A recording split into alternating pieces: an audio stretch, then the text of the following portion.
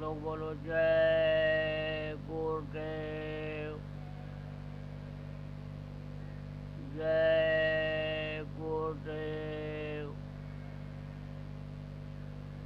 जय गुरुदेव। जय गुरुदेव नाम किसका, जय गुरुदेव नाम किसका, प्रभु का पावन नाम, प्रभु का पावन नाम। जय गुरुदेव। मेरे प्यारे गुरु दातार, मंगता द्वारे खड़ा,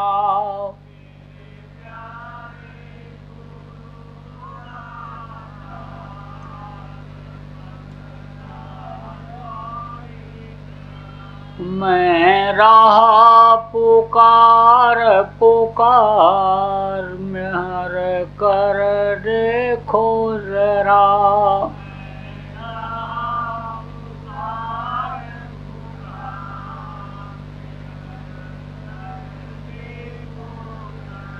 वहीं दे जय भक्ति दान, काल दुख बहुत दिया,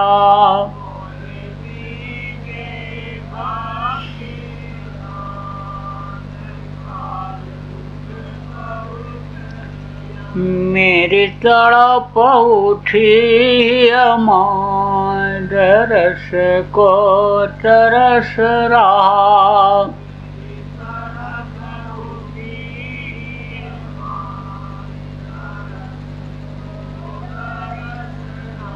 बरसाओ घटाय पार, प्रेम रंग दीजे बहाव,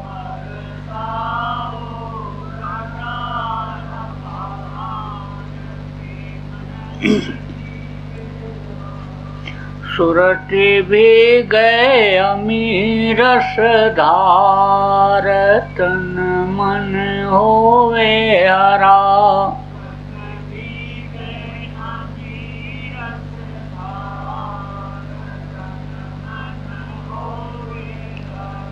मेरा जीवन सफल हुई जाए, तुम गुण गाऊं सदा,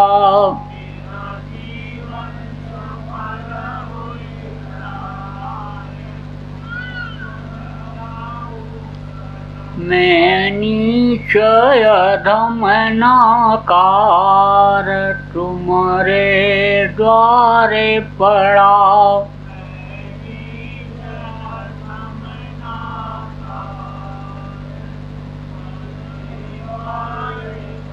मेरी बिनती सुनो दर प्यार, घट उमगाओ दया,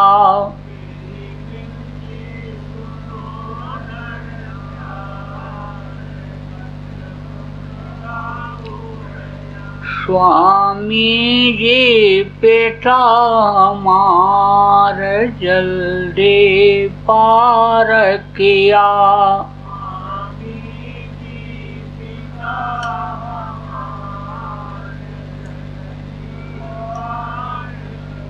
ये गुरुदेव स्वामी बेटा हमार, जल्दी पार करो,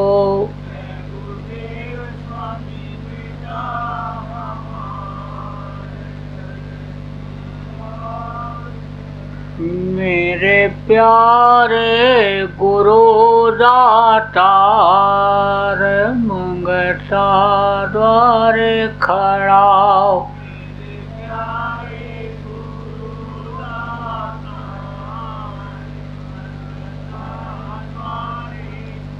मैं रहा पुकार पुकार, मेहर कर देखो जरा,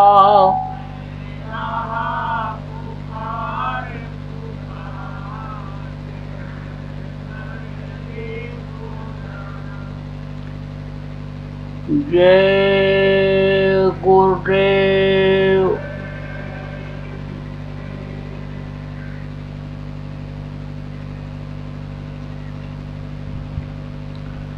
सर्वसमर्थ सर्वत्र रसमानीय परम पूज्य गुरु जी महाराज, उपस्थित सभी धर्म प्रेमी बच्चों एवं बच्चियों, गुरु महाराज की अपार दया मेहर हुई। आज 12 जनवरी 2021 को सायंकाल की बेला में अक्कलकुआं, जिला नंदुरबार, महाराष्ट्र के आप प्रेमियों का सत्संग के माध्यम से मुलाकात हुई। आप ऐसे स्थान पर रहते हो कि जहाँ बहुत कम लोगों का आना जाना होता होगा। आप ऐसे कुछ लोग इसमें हो कि जो शहरों को भी देखे नहीं हो। आपके महाराष्ट्र की राजधानी मुंबई, लेकिन मुंबई तक पहुंच नहीं पाए हो। लेकिन हो कहाँ पर? ऊंचाई पर, जहाँ ऋषि मुनि रहा करते थे, जहाँ महात्मा तपस्या किया करते थे, ऐसे तपस्वी भूमि पर हो आप। इस चीज को आप अभी नहीं समझ पाए, कोई बताने वाला नहीं आया, और आप अपने इस हालत में कि देर में कमाओ और शाम को खाओ, आप वहाँ पहुँच नहीं पाए जहाँ यह संदेश मिलता है। तो आज हमारा भी सौभाग्य है और आपके ऊपर भी उस मालिक की दया कृपा मेहरबानी हुई कि आज आपको अंदर से प्रेरणा हुई, उन्होंने कृपा किया और आप सत्संग सुनने के लिए यहाँ पर आए हो। वे लोग भी धन्य हैं कि जिन्होंने ऐसे स्थान पर सत्संग के कार्यक्रम का आयोजन किया। देखो प्रेमियों, आप में से कुछ बच्चे, कुछ ऐसे लोग कि जिनको खाने कपड़े की व्यवस्था यहाँ ठीक ढंग से नहीं है, तो शहरों में जाते हैं और किराए पर कमरा लेकर के रहते हैं। लेकिन उस किराए के घर को, किराए के कमरे को, झुग्गी झोपड़ी को एक दिन छोड़ करके आना पड़ता है, क्योंकि वो आपका नहीं है। यहाँ की झुग्गी झोपड़ी जिसमें आप रहते हो वो तो आपका है, लेकिन वहाँ जाते हो तो वो आपका नहीं है, क्योंकि वो किराए का है। अपनी कमाई में से कुछ किराया उसमें देते हो, उसका जो मालिक है उसको देते हो, और फिर एक दिन ऐसा आता है कि उसको वो छुड़वा लेता है, कहता खाली कर दो, खाली करना पड़ता है।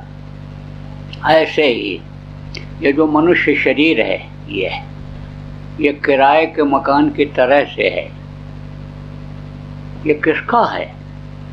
उस परमात्मा का है, जिसके बहुत सारे नाम हैं।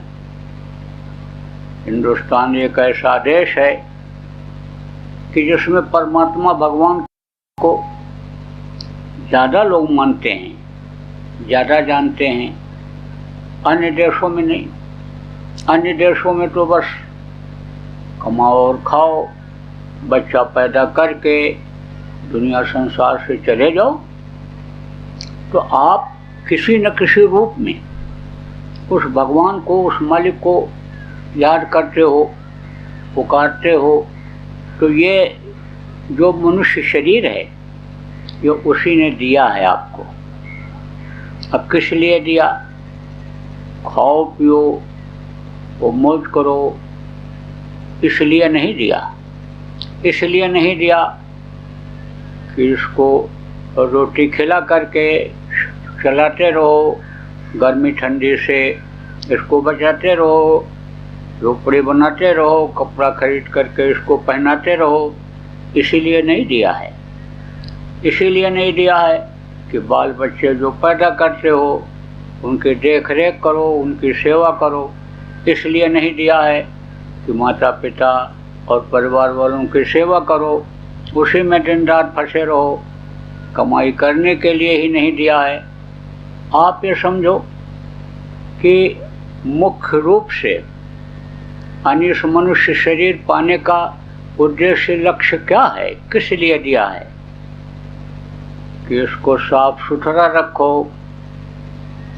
इसको स्वस्थ रखो, इसको गंदा मत करो, खाने के लिए मेहनत और ईमानदारी से कमाई कर लो, ढकने के लिए कपड़ा ले लो, रहने के लिए झुग्गी झोपड़ी मकान बना लो, महल बना लो, अटारी बना लो, कोई दिक्कत नहीं है।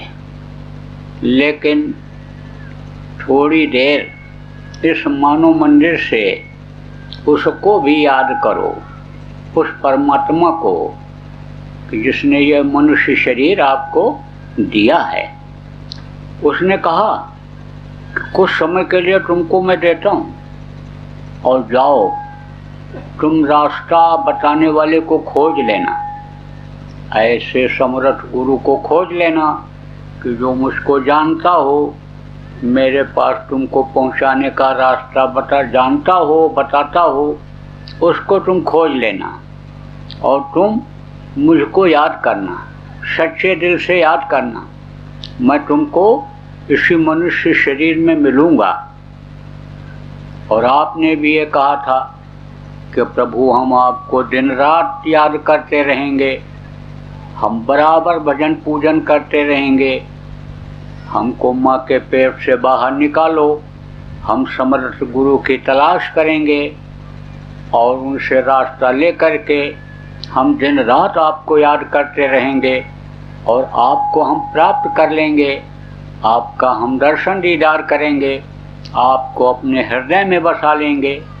लेकिन माँ के पेट से निकलने के बाद इसको आप सब लोग भूल रहे हो।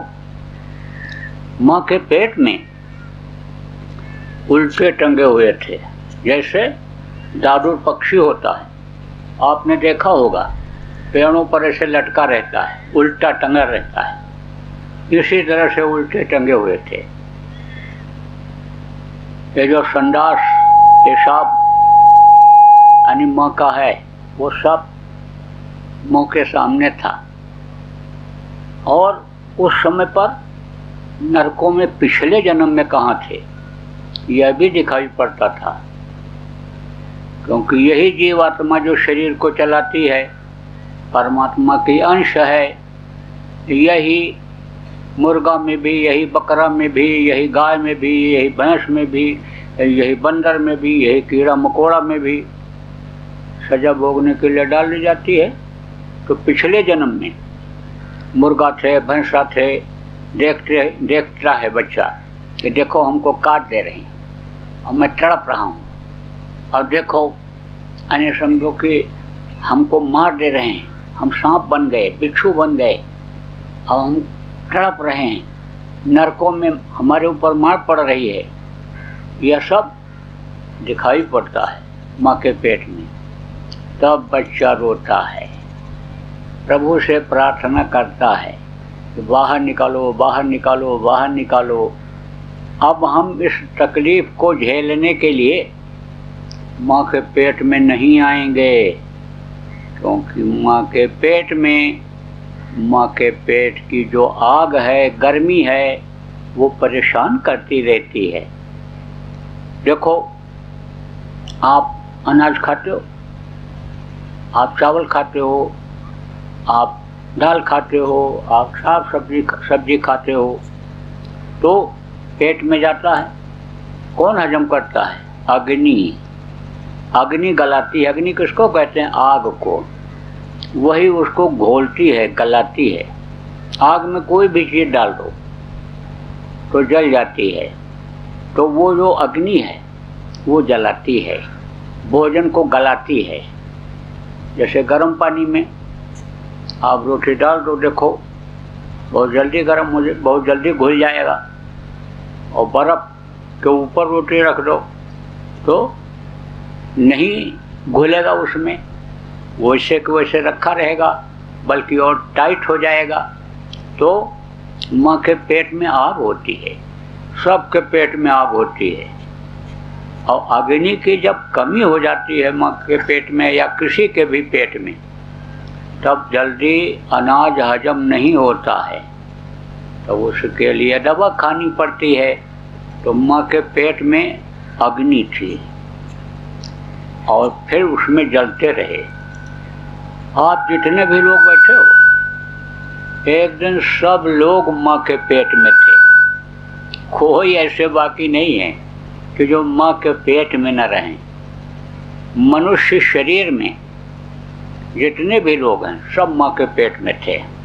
आप देखो, जितने भी पशु और पक्षी हैं, जितने भी कीड़े और मकोड़े हैं, ये सब माँ के पेट में एक दिन रहे, वहीं से बन करके बाहर निकले।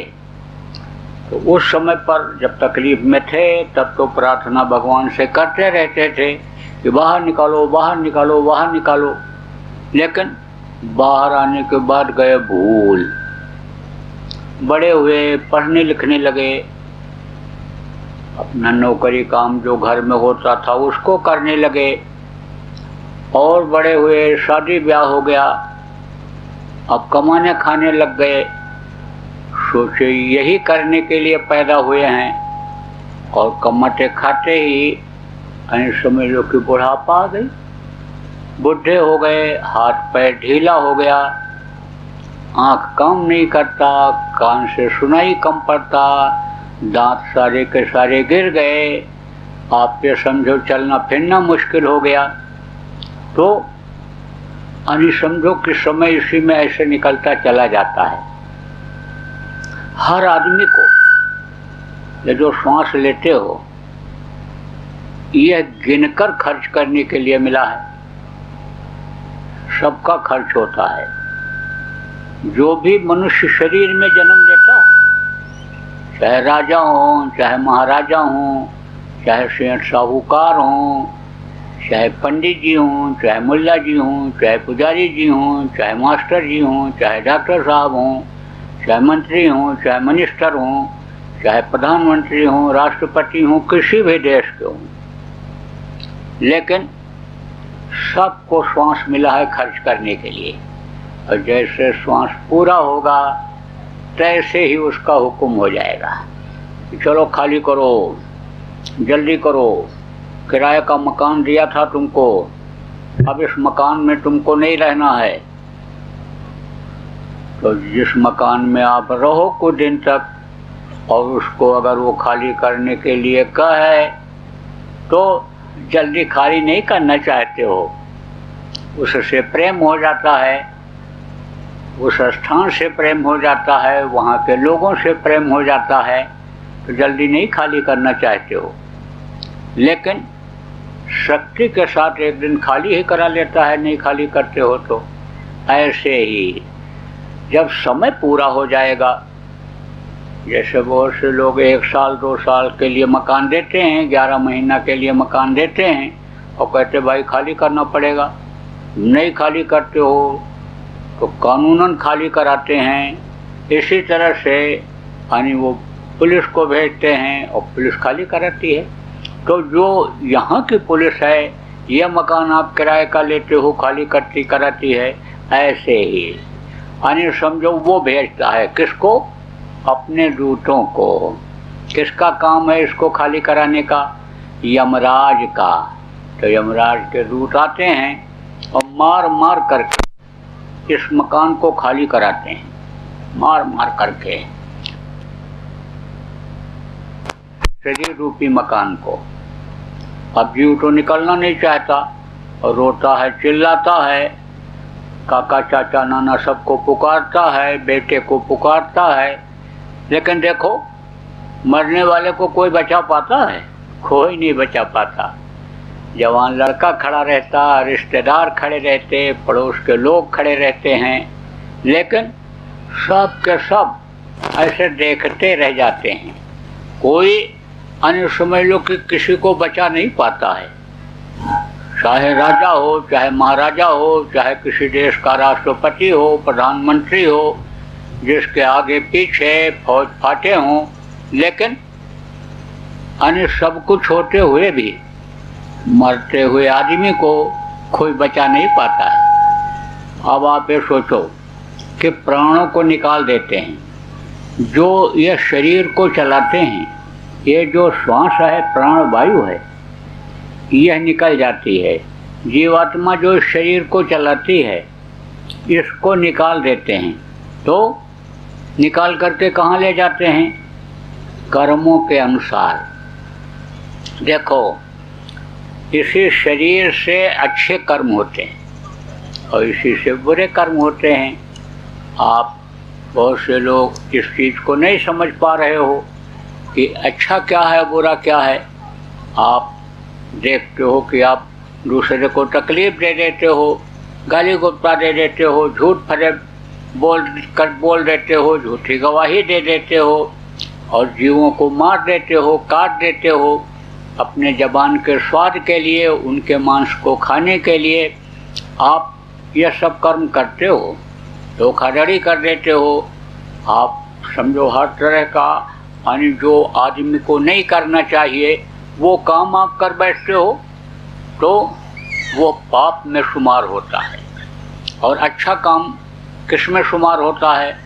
किसी भूखे को रोटी खिला दिया, कपड़ा नहीं है तो कपड़ा दे दिया, रहने की जगह नहीं है तो रहने की जगह दे दिया, तो ये यानी पुण्य में शुमार होता है। तो जो पुण्य करते हैं वो स्वर्ग और वैकुंठ में जाते हैं, और जो पाप करते हैं उनको नरकों में जाना पड़ता है। तो नरकों में तो बहुत सज़ा मिलती है।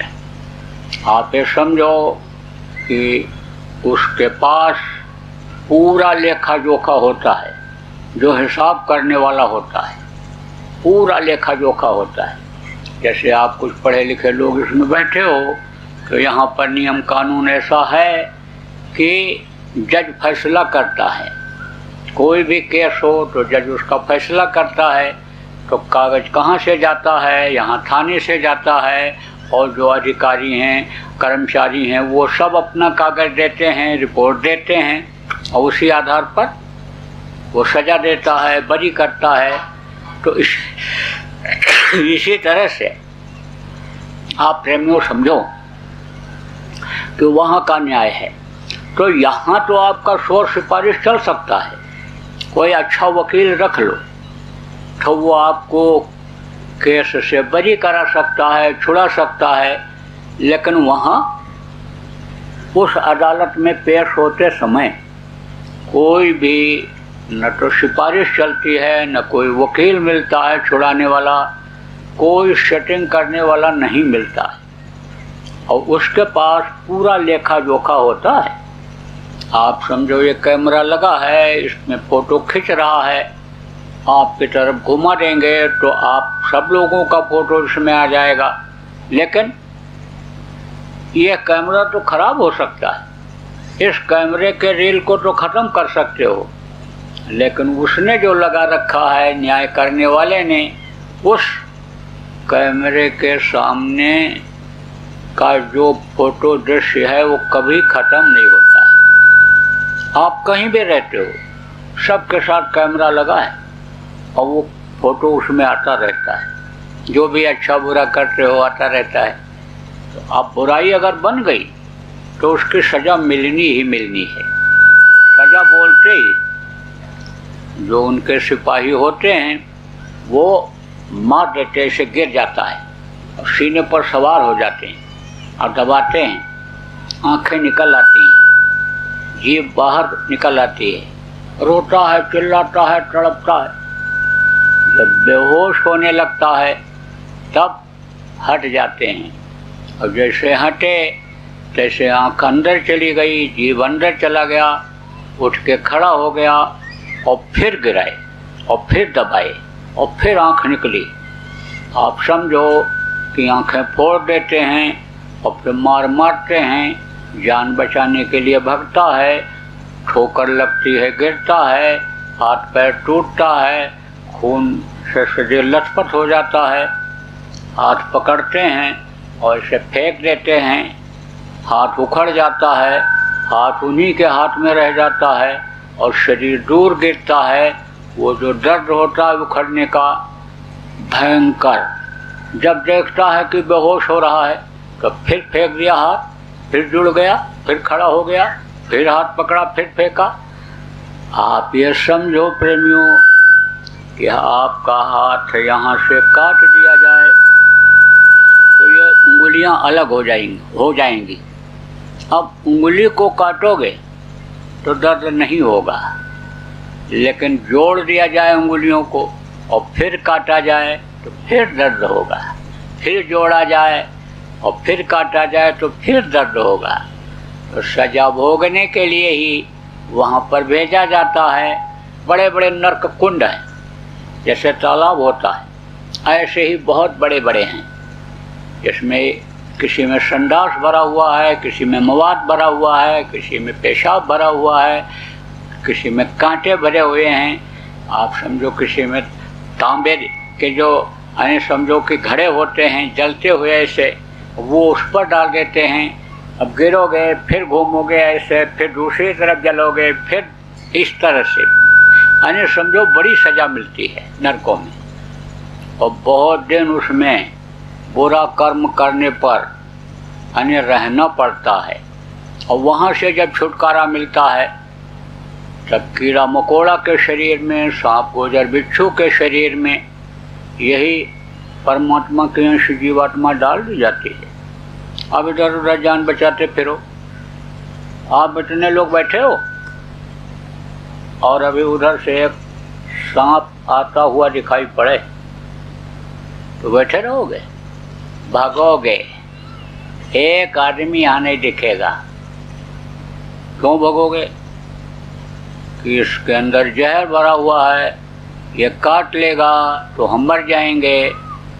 एक बिच्छू अभी इधर से निकलता हुआ जाए आपकी तरफ तो उठ के भगोगे कि इसके अंदर जहर भरा हुआ है, ये काट लेगा तो मर जाएंगे, डंक मार देगा तो तकलीफ होगी।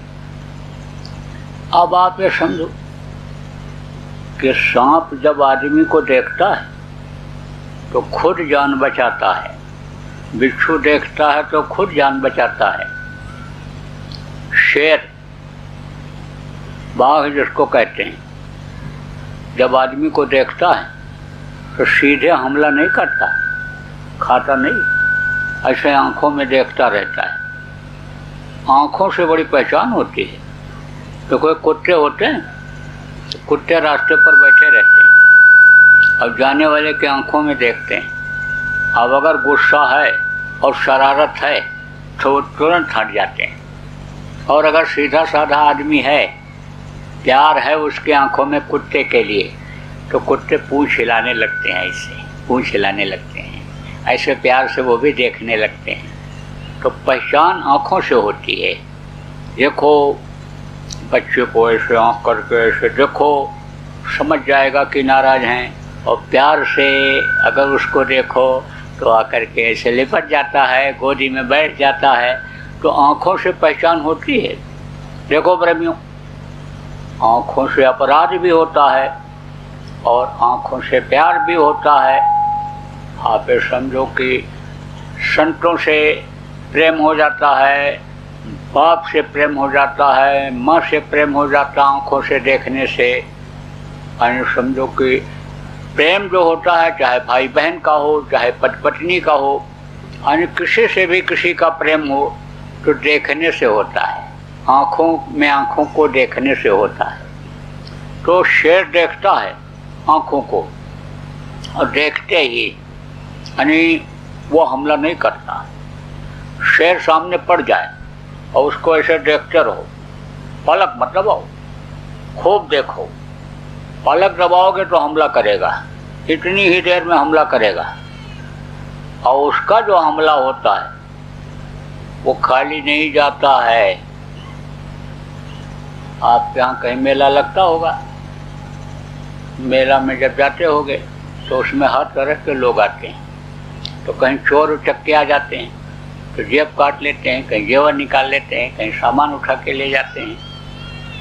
तो चोर जो निशाना बना लेता है उसका भी नहीं चूकता है। नवे नवे बवंतरा नवे नवे बहुवान, अब ये तीनों बहुत नवे चीता चोर कमान। धनुष होता है, धनुष आपने देखा होगा, जितने धनुष झुकेगा समझो निशाना उतने ऐसे तीर का पक्का होता जाएगा, इससे जितने खींचते हैं इसे। और शेर निशाना बना लेता है तो जल्दी नहीं छोड़ता है, और चोर निशाना बना लेता है तो वो चोरी करते करता है। मेला लगा था तो पता चला दरोगा जी को कि चोर आया है, तो उन्होंने पकड़वाया उसको। चोर को पकड़ करके लाए सिपाही। चोर ने कहा मैं चोर नहीं हूँ। बोले तू बहुत शातिर चोर है, पता चला कि तू आया है तब मैंने तुझको पकड़वाया है। बोला नहीं नहीं नहीं नहीं, मैं चोर नहीं हूँ, चोर नहीं हूँ। तो दरोगा जी ने कहा भाई लोग कहते हैं कि ये बड़े सफाई से चोरी करता है, तो इसकी चोरी देखी जाए कैसे सफाई से करता है। तो उससे कहा देख वो बुढ़िया बैठी है, अपना सामान ऐसे आगे रखे हुए एक बुढ़िया बैठी थी और उसी पर हाथ रखे थे। तो उससे कहा तू इसकी गठरी अगर ले आ, सामान इसका उठा करके ले आ, तो मैं तुझको छोड़ दूंगा। अरे बोला वो तो हाथ रखे बैठी है, कैसे ला पाएंगे। फिर बोला अच्छा साहब छोड़ दोगे? बोले छोड़ देंगे। उस समय वादा के लोग बड़े पक्के होते थे, प्राण जाए वर वचन न जाए। कोई किसी को जवान दे देता तो पूरी जिंदगी निभाता था। देखो लड़की का हाथ पकड़ा रहते थे, ये कन्या ये लड़की ये अब आपकी हो गई, अब ये आपकी सेवा करेगी, ले जाओ। ऐसे हाथ में चुल्लू में पानी लेकर दूसरे को ऐसे दे देते थे, कहते थे यह जमीन आपकी हो गई, ये जायदाद मकान या आपका हो गया। और फिर उधर मुंह आने घुमा करके देखते भी नहीं थे, जिस चीज़ को दे देते थे। बहुत आसान था। आज की तरह से खर्चीला न तो शादी ब्याह था, न आज की तरह से खर्चीला कोई काम था। बड़ी आसानी थी पहले के समय में। लोग मोटा खाते थे, मोटा पहनते थे और समझो कि सुकून और शांति की ज़िंदगी बिताते थे। आप तो प्रेमियों यहाँ जंगल में रहते हो, पहाड़ पर रहते हो, आपको उतना टेंशन नहीं है। लेकिन शहर के लोगों को नींद नहीं आती है, नींद की गोली खाते हैं रात को, तब वो सो पाते हैं। आप तो अपना काम करते हो, पकाते हो, खाते हो और सो जाते हो आराम से। आपको पता नहीं चलता कि रात हमारी कैसे बीत गई। लेकिन शहर के लोग रात में भी वही सपना देखते रहते हैं, जो दिन में कमाई करते हैं उसी के सपना वही सपना देखते रहते हैं। एक सेठ कपड़े का व्यापारी तो सपने में ऐसे अपनी चादर जो ओढ़े हुए था वही फाड़ दिया। कहा कि ये थान फाड़ रहे हैं कपड़ा, ये ग्राहक बैठा है फाड़ दे रहा है।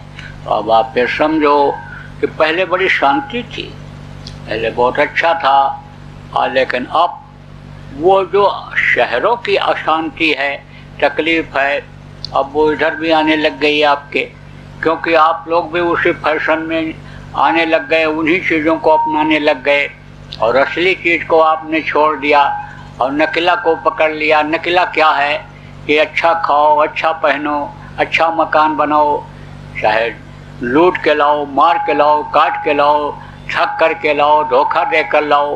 तो जब ऐसा करोगे तो तकलीफ तो आएगी ही आएगी। पुरानी चीज़ें जब छूटेंगी, जब दीन और धर्म छूट जाएगा, पेट के लिए जब आप पापी पेट के लिए जब आप गुनाह करने लगोगे, गलती करने लगोगे, तब तकलीफ तो आएगी, अशांति तो आएगी। तो अब आप ये समझो कि वादा के बड़े पक्के होते थे। तो दरोगा जी ने कहा छोड़ देंगे। चोर ने कहा साहब छोड़ दोगे? बोले बिल्कुल छोड़ देंगे। अब गया वो जहाँ बुढ़िया बैठी थी, वहीं ऐसे धोती बिटोरा और पेशाब करने लग गया। उसी बुढ़िया के सामने। जब पेशाब करने लग गया तो बुढ़िया ने देखा नंगा आदमी बैठ गया हमारे सामने, पेशाब करने लगा और फट से मुंह घुमा लिया इधर। जैसे मुंह घुमाया तैसे वो गठरी लेकर के चल दिया। अब बुढ़िया तो सोच रही पेशाब कर रहा, पेशाब कर रहा, पेशाब कर रहा। उसकी गठरी पहुंच गई दरोगा जी के पास। दरोगा जी ने कहा कि है तो बड़ा शातिर, लेकिन कहा है कि छोड़ देंगे, छोड़ दिया। तो कहा कि ठीक है, तो उसको मैंने छोड़ दिया। तो चोर ने भी कहा आज से मैंने भी चोरी छोड़ दिया, अब आज से चोरी नहीं करूँगा। जब आपने मेरी जान बख्श दी, जब मुझको आपने बचा दिया, तो अब मैं भी चोरी नहीं करूँगा। तो कहने का मतलब यह है कि शेर तभी हमला करता है कि जब उसका मतलब निशाना बहुत तेज होता है, और हमला करता ही करता है, निशाना जब बना लेता है, लेकिन तभी हमला करता है जब यानी समझो कि पलकें थक जाती हैं, आंख बंद हो जाती है, तब हमला करता है, लेकिन तुरंत नहीं खाता है। हमला करने के बाद, गिरा देने के बाद देखता रहता है कि उठ तो नहीं रहा है, या हमारे ऊपर कोई हमला तो नहीं करने वाला है। जब देख लेता है नहीं, तब फिर पकड़ के ले जाता है, खींच के दूसरी जगह पटक देता है, फिर वहाँ बैठ करके देखता रहता है। जब देख लेता है अब यह हमारा कुछ नहीं कर सकता है, तब खाता है। तो कहने का मतलब ये है कि आदमी से सब डरते हैं, यानी चाहे जानवर हो, कोई भी हो, बहुत ताकतवर हो, हाथी है, शेर है, ये ताकतवर होते हैं, घोड़ा है, बड़ी ताकत होती है, लेकिन आदमी से सब डरते हैं। तो वो भी अपनी जान बचाते हैं। ऐसे जान बचाते हुए इधर उधर फिरना पड़ता है अगर चूक जाते हैं। मनुष्य शरीर का मतलब अगर नहीं समझ पाते हैं, और पाप इस शरीर से होता रहता है, तो पाप करोगे आप ये समझो कि हिंसा हत्या करोगे, मारोगे, काटोगे, इस मानव मंदिर को, मनुष्य शरीर को गंदा करोगे, तो कितना भी आप भगवान को याद करोगे, पूजा पाठ करोगे, कितना भी आप कथा भागवत सुनोगे, तीर्थों में जाओगे, जो भी धर्म का काम आप यहाँ पर करते हो, कुछ भी करोगे, वो स्वीकार नहीं करेगा, उससे वो खुश नहीं होगा।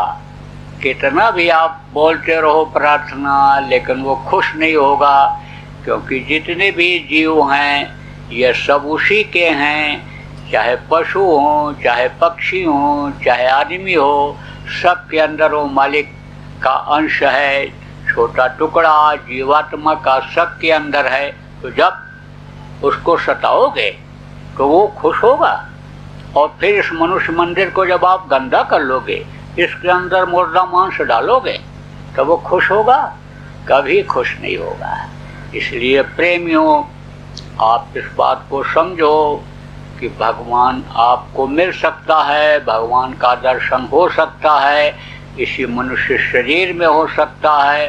बाहरी आँखों को बंद करने के बाद आप उसको देख सकते हो, देवी देवताओं को देख सकते हो, उनकी आवाज़ को आप सुन सकते हो, जिसको अनहद वेद वाणी कहा गया, आकाशवाणी कहा गया, उसको आप सुन सकते हो, लेकिन उसके काबिल आपको बनना पड़ेगा।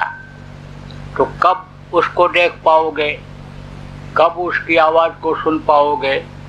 कि जब यानी इस मानव मंदिर को आप साफ सुथरा रखोगे, और जो गंदगी जमा है उस गंदगी को जब आप साफ कर लोगे। देखो, आपके शरीर में कालिख लग जाता है, मिट्टी गोबर लग जाता है, तो साबुन और पानी से इसको आप धो देते हो, साफ हो जाता है।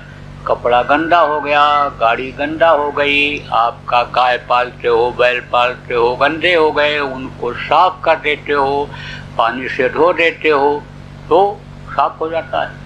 लेकिन जहाँ उस मालिक का दर्शन होता है, जहाँ पर अंदर में वो दिखाई पड़ता है, वो गंदा रहेगा, कैसे दिखाई पड़ेगा? आप समझो कि जैसे आप कोई चीज़ को जब नहीं देख पाते हो, आपकी आँख कमज़ोर हो जाती है, तब आप चश्मा लगाते हो। चश्मा इस तरह का। अब चश्मा अगर आपका गंदा है, शीशा अगर गंदा है, तो आप नहीं देख पाओगे। ऐसे ही जैसे ये दो आँखें हैं, ऐसे एक आँख अंदर जीवात्मा में है, उसके ऊपर जो आप ये बुरा कर्म करते हो, जो जानवरों को मारते हो, उनका मांस निकाल करके खाते हो, मुर्गी मुर्गा को मारते हो, काटते हो, मांस को खाते हो, उससे यानी जो बुरा कर्म बनता है जीवों को सताने का, वो जमा हो जाता है, तो तब वो नहीं दिखाई पड़ता है। इसलिए उसकी सफाई जरूरी है। देखो,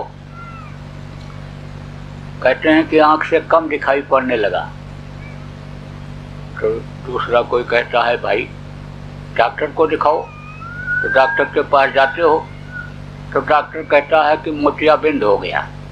अब मोतियाबिंद का है, पर्दा पड़ जाता है, मैल वही जमा हो जाती है, तो कहते हैं अब पर्दा हटा देंगे तो अभी दिखाई पड़ने लगेगा। वो पर्दा को हटा देते हैं, ऑपरेशन कर देते हैं डॉक्टर, तो दिखाई पड़ने लगता है। ऐसे ही जो अंदर की एक तीसरी आँख है जीवात्मा के अंदर, उसके ऊपर पर्दा लगा हुआ है। अब कोई सद्गुरु वैद्य मिल जाए, जानकार मिल जाए, उस पर्दे को हटा दे, तो अभी वो परमात्मा दिखाई पड़ने लग जाए। आप देखो प्रेमियों, दुनिया किसने बनाया? परमात्मा ने बनाया। जिनको आप भगवान कहते हो, उन्होंने बनाया। दुनिया की जितनी भी चीज़ें हैं, ये सब उसी की बनाई हुई है। इसीलिए वो कुछ समय के लिए आपको देता है और उसके बाद फिर छीन लेता है आपसे। कैसे छीनता है? ऊपर पूरी हो गई, जिसको कहते थे मेरी ज़मीन है, मेरा मकान है, ये मेरा रुपया पैसा है, वो किसका हो जाता है? दूसरे का हो जाता है। प्राण निकलने के बाद दूसरे का हो जाता है। तो यह सारी चीज़ें उसी की बनाई हुई हैं। किसकी? जिसको भगवान और परमात्मा कहते हो। अब उसकी बनाई हुई चीज़ों के लिए आप दिन रात दौड़ते रहते हो और वो चीज़ आपको जल्दी नहीं मिलती है। लेकिन अगर दुनिया बनाने वाला मिल जाए, वो मालिक आपको मिल जाए, तब तो आपको कुछ मांगना भी नहीं पड़ेगा। देखो, भारत देश का ये इतिहास बता रहा है कि सती सावित्री ने पति के प्राण को वापस ले लिया। सती अनसुईया ने ब्रह्मा विष्णु महेश को छोटा छोटा बच्चा बना दिया। लोग ऐसे फूंकते थे, ऐसे फूंक, और आग निकल आती थी। ये जो आग में इस समय जौ, तिल, घी, मेवा डालते हैं, मंदिरों में आपने देखा होगा, हवन करते हुए, धूप जलाते हुए, तो आग की ज़रूरत पड़ती है। उस समय आग की ज़रूरत नहीं पड़ती थी। एक जगह से दूसरी जगह ऐसे लोग उड़ करके पहुंच जाते थे। जब चाहते थे शरीर को हल्का कर लेते थे, जब चाहते थे भारी बना लेते थे। आप जो पढ़े लिखे लोग हो, रामायण देखे होंगे, सीरियल निकला था टीवी में, रामायण पढ़ते होंगे। उसमें हनुमान जी देखो उड़ करके पहुंच गए थे। कहाँ? संजीवनी बूटी लाने के लिए छोटा रूप बना लिया। और जब उधर से पहाड़ लेकर आने को हुआ तो भारी भरकम शरीर बनाया, तभी तो पहाड़ उठा करके ला पाए। कमज़ोर शरीर रहेगा तो एक पत्थर भी 20 किलो 30 किलो का नहीं उठा पाओगे। और पहाड़ में देखो कि कितना पत्थर रहा होगा, कितना वजन रहा होगा। तो ये सब शक्ति आ जाती है। तो आप कहोगे कि यह सब शक्ति तो वहाँ शहरों में मिलती होगी, बड़े आदमियों के पास होगी, ये बहुत पढ़े लिखे लोग हैं, उनके पास शक्ति होगी। हम तो गरीबी झेलने के लिए पैदा हुए हैं। हम तो यहाँ कुदरत ने हमको यहाँ पहाड़ियों पर फेंक दिया, भगवान ने हमको यहाँ पैदा कर दिया, हमको ये चीज़ नहीं मिल सकती है। तो ऐसा नहीं है बच्चों और बच्चियों, आपको वो ताकत जल्दी मिल सकती है। उस भगवान का दर्शन आपको जल्दी मिल सकता है, क्योंकि आप में छल नहीं है, कपट नहीं है, बेईमानी नहीं है, चोरी चकारी नहीं है। आप निर्मल मन हो, निर्मल मन जन सो मोह पावा और मोह कपट छल छिद्र न भावा। उस प्रभु का ये कहना है कि निर्बल हृदय जिसका होता है उसको मैं पहले मिलता हूँ। तो निर्मल हृदय किसका नहीं होता है? पापी मन किसका होता है? जो दिन रात पैसा कमाने में लगे रहते हैं, दिन रात अपनी इज्जत बढ़ाने में लगे रहते हैं, वही छल कपट, वही बेईमानी, वही चोरी चकारी ज़्यादा करते हैं। तो समझो उनको भगवान जल्दी स्वप्न में भी नहीं मिलता है, लेकिन आपको मिल सकता है। तो प्रेमियों, आप समझो कि कब मिलेगा? जब कोई रास्ता बताने वाला मिलेगा। रास्ता बताने वाले अलग अलग जानकार होते हैं। जैसे अक्कल कुआं हमको जाना है, अब आप जानते हो अक्कल कुआं, नंदुरबार हमको जाना है, नंदुरबार का रास्ता आप जानते हो, तो आप बताओगे और उस तरह से हम चले जाएंगे, पहुंच जाएंगे। अब मुंबई हमको जाना है और आप केवल अक्कल कुआं का रास्ता जानते हो, तो मुंबई का रास्ता नहीं बता पाओगे। ऐसे ही जिसको जो जानकारी होती है उतना तक का वो रास्ता बताता है। मोटी बात आप ये समझो कि 5 दर्जा पढ़ाने वाले अलग मास्टर होते हैं, 8 वाले अलग होते हैं, 10 वाले अलग होते हैं, 12 और 16 वाले अलग होते हैं। अब कोई 5 दर्जा पढ़ाने वाले मास्टर साहब से कहो कि मास्टर जी हमारे लड़के को आप डॉक्टर बना दो, पढ़ा करके इंजीनियर बना दो, कलेक्टर कमिश्नर बना दो, तो वो तो नहीं पढ़ा सकता है। ऐसे ही अलग अलग होते हैं रास्ता बताने वाले, और जो रास्ता बताते हैं उन्हीं को गुरु कहते हैं। तो जिसको जो जानकारी होती है उस तरह का रास्ता बताते हैं। देखो, आप में कुछ लोग ऐसे भी हो गए कि जिन्होंने गुरु किया होगा। अब गुरु जी की ही दया रही कि आज आप यहाँ पर आए हो और आज आपको सुनने को मिल रहा है, लेकिन गुरु जी ने समझो मोटी मोटी बातें आपको बताई होंगी कि भाई आपकी तकलीफ कैसे दूर होगी और आपकी बीमारियाँ कैसे हटेंगी और आपको खाने पहनने की दिक्कत कैसे नहीं होगी। इन सारी चीज़ों को तो बताया होगा, लेकिन भगवान कैसे मिलेंगे, भगवान का दर्शन कैसे होगा, यह उन्होंने नहीं बताया होगा, क्योंकि यह रास्ता बहुत कम लोगों को मालूम होता है। जिनको मालूम होता है वही बताते हैं। तो देखो प्रेमियों, यह हमारे गुरु महाराज की तस्वीर है, ये फोटो है उनका, ये जो लगा हुआ है, यह रास्ता बताते थे। और आपके इस पहाड़ियों में जैसे हम ठोकर खाते चले आए यहाँ तक पहुँच गए, ऐसे ही वो भी चलते रहते थे। और आपके इस क्षेत्र में वलंबा और उधर अक्कल कुआं और उधर आपके डडियापाड़ा और उधर खूब स्वामी जी महाराज आए, हमारे गुरु महाराज, और लोगों को रास्ता बताया। इसमें कई लोग आपको मिल जाएंगे कि जो गुरु महाराज के शिष्य हैं, भक्त हैं।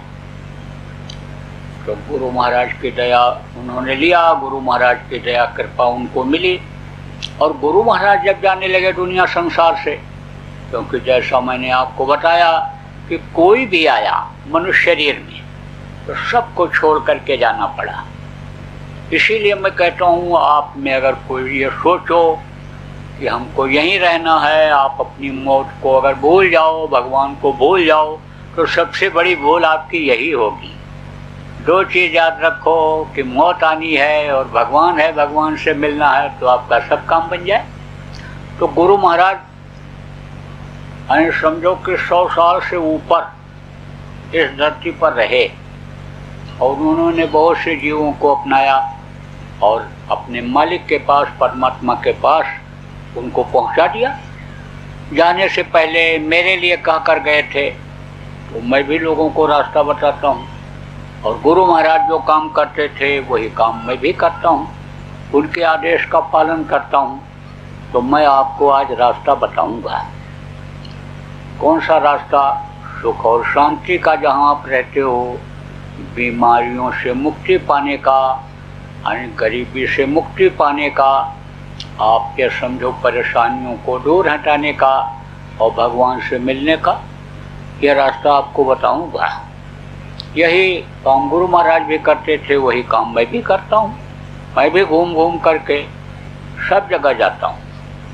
आप ये समझो कि जल्दी आपके क्षेत्र में इस दुर्गम रास्ते में जल्दी कोई आना पसंद नहीं करेगा, लेकिन हमको जीवात्माओं को देखना है, जीवात्माओं के लिए काम करना है, उनको अपने वतन अपने घर पहुंचाना है, तो हमको तो आना पड़ा।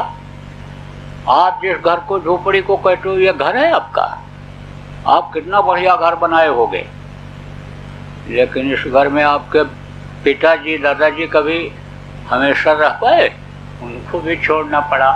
तो ये यहाँ दुनिया का घर, दुनिया की चीज़ें तो आपकी हैं ही नहीं। तो आप ये समझो प्रेमियों कि आपको दोनों रास्ता बताऊंगा। क्यों? क्योंकि अभी खाने को नहीं मिले तो भगवान अच्छे नहीं लगेंगे। आपको कह दिया जाए कि भगवान आपके साथ 24 घंटा रहेंगे, लेकिन खाना नहीं मिलेगा, भूखे रहोगे, तो कहोगे भगवान से कह दो पहले हमारा पेट भर दें, और तब उसके बाद में हमको भगवान भी अच्छे लगेंगे। अभी आपसे कहा जाए कि भगवान पंखा झलते रहेंगे, आपके सिरहाने बैठे रहेंगे, लेकिन आप उठ बैठ नहीं सकते हो, पड़े रहोगे, बीमारी हालत में रहोगे, बीमार रहोगे, तब कहोगे भगवान से हम सेवा नहीं कराना चाहते हैं, भगवान से ही कह दो हम ठीक हो जाएं, हमको ठीक कर दें, फिर हमको भगवान भी अच्छे लगेंगे। कह दिया जाए आपकी बेइज्जती कर दी जा रही है, आप मुँह दिखाने के लायक नहीं रहोगे, न समाज में रहोगे न देश में रहोगे, कहीं के नहीं रहोगे, लेकिन भगवान आपके साथ रहेंगे। कहोगे नहीं नहीं नहीं नहीं नहीं, भगवान हमको कह दो कि हमको बेइज्जत न करें, तभी हमको भगवान भी अच्छे लगेंगे जब हम इज्जत के साथ रहेंगे। क्योंकि इज्जत के लिए ही सब कुछ करते हैं, अच्छा कपड़ा इज्जत के लिए पहनते हैं, अच्छे गाड़ी में चलना पसंद करते हैं, अच्छा घर बनाते हैं, अच्छा वादा लेते हैं, अच्छी कुर्सी, अच्छी जगह, अच्छी पोस्ट इसीलिए तो लेते हैं कि इज्जत होगी, कदर होगी। तो प्रेमियों ये सब आपको मिले, वो रास्ता आपको बताऊंगा। देखो, घर घर बीमारी, घर घर लड़ाई झगड़ा, आप इतने लोग बैठे हो, अभी कहा जाए कि कोई ऐसे वीर हो जो खड़े होकर ये बताओ कि आपके यहाँ बीमारी नहीं आई घर में, कोई नहीं खड़े हो। और कुछ घर तो इसमें ऐसे हैं कि जिनके यहाँ कोई ना कोई बीमार ही रहता है, रोज लड़ाई झगड़ा होता है, और आप अगर कहो तो 10-20 को बता दूंगा, 30 को बता दूंगा इसी में से, और झूठ निकले तब आप कहना।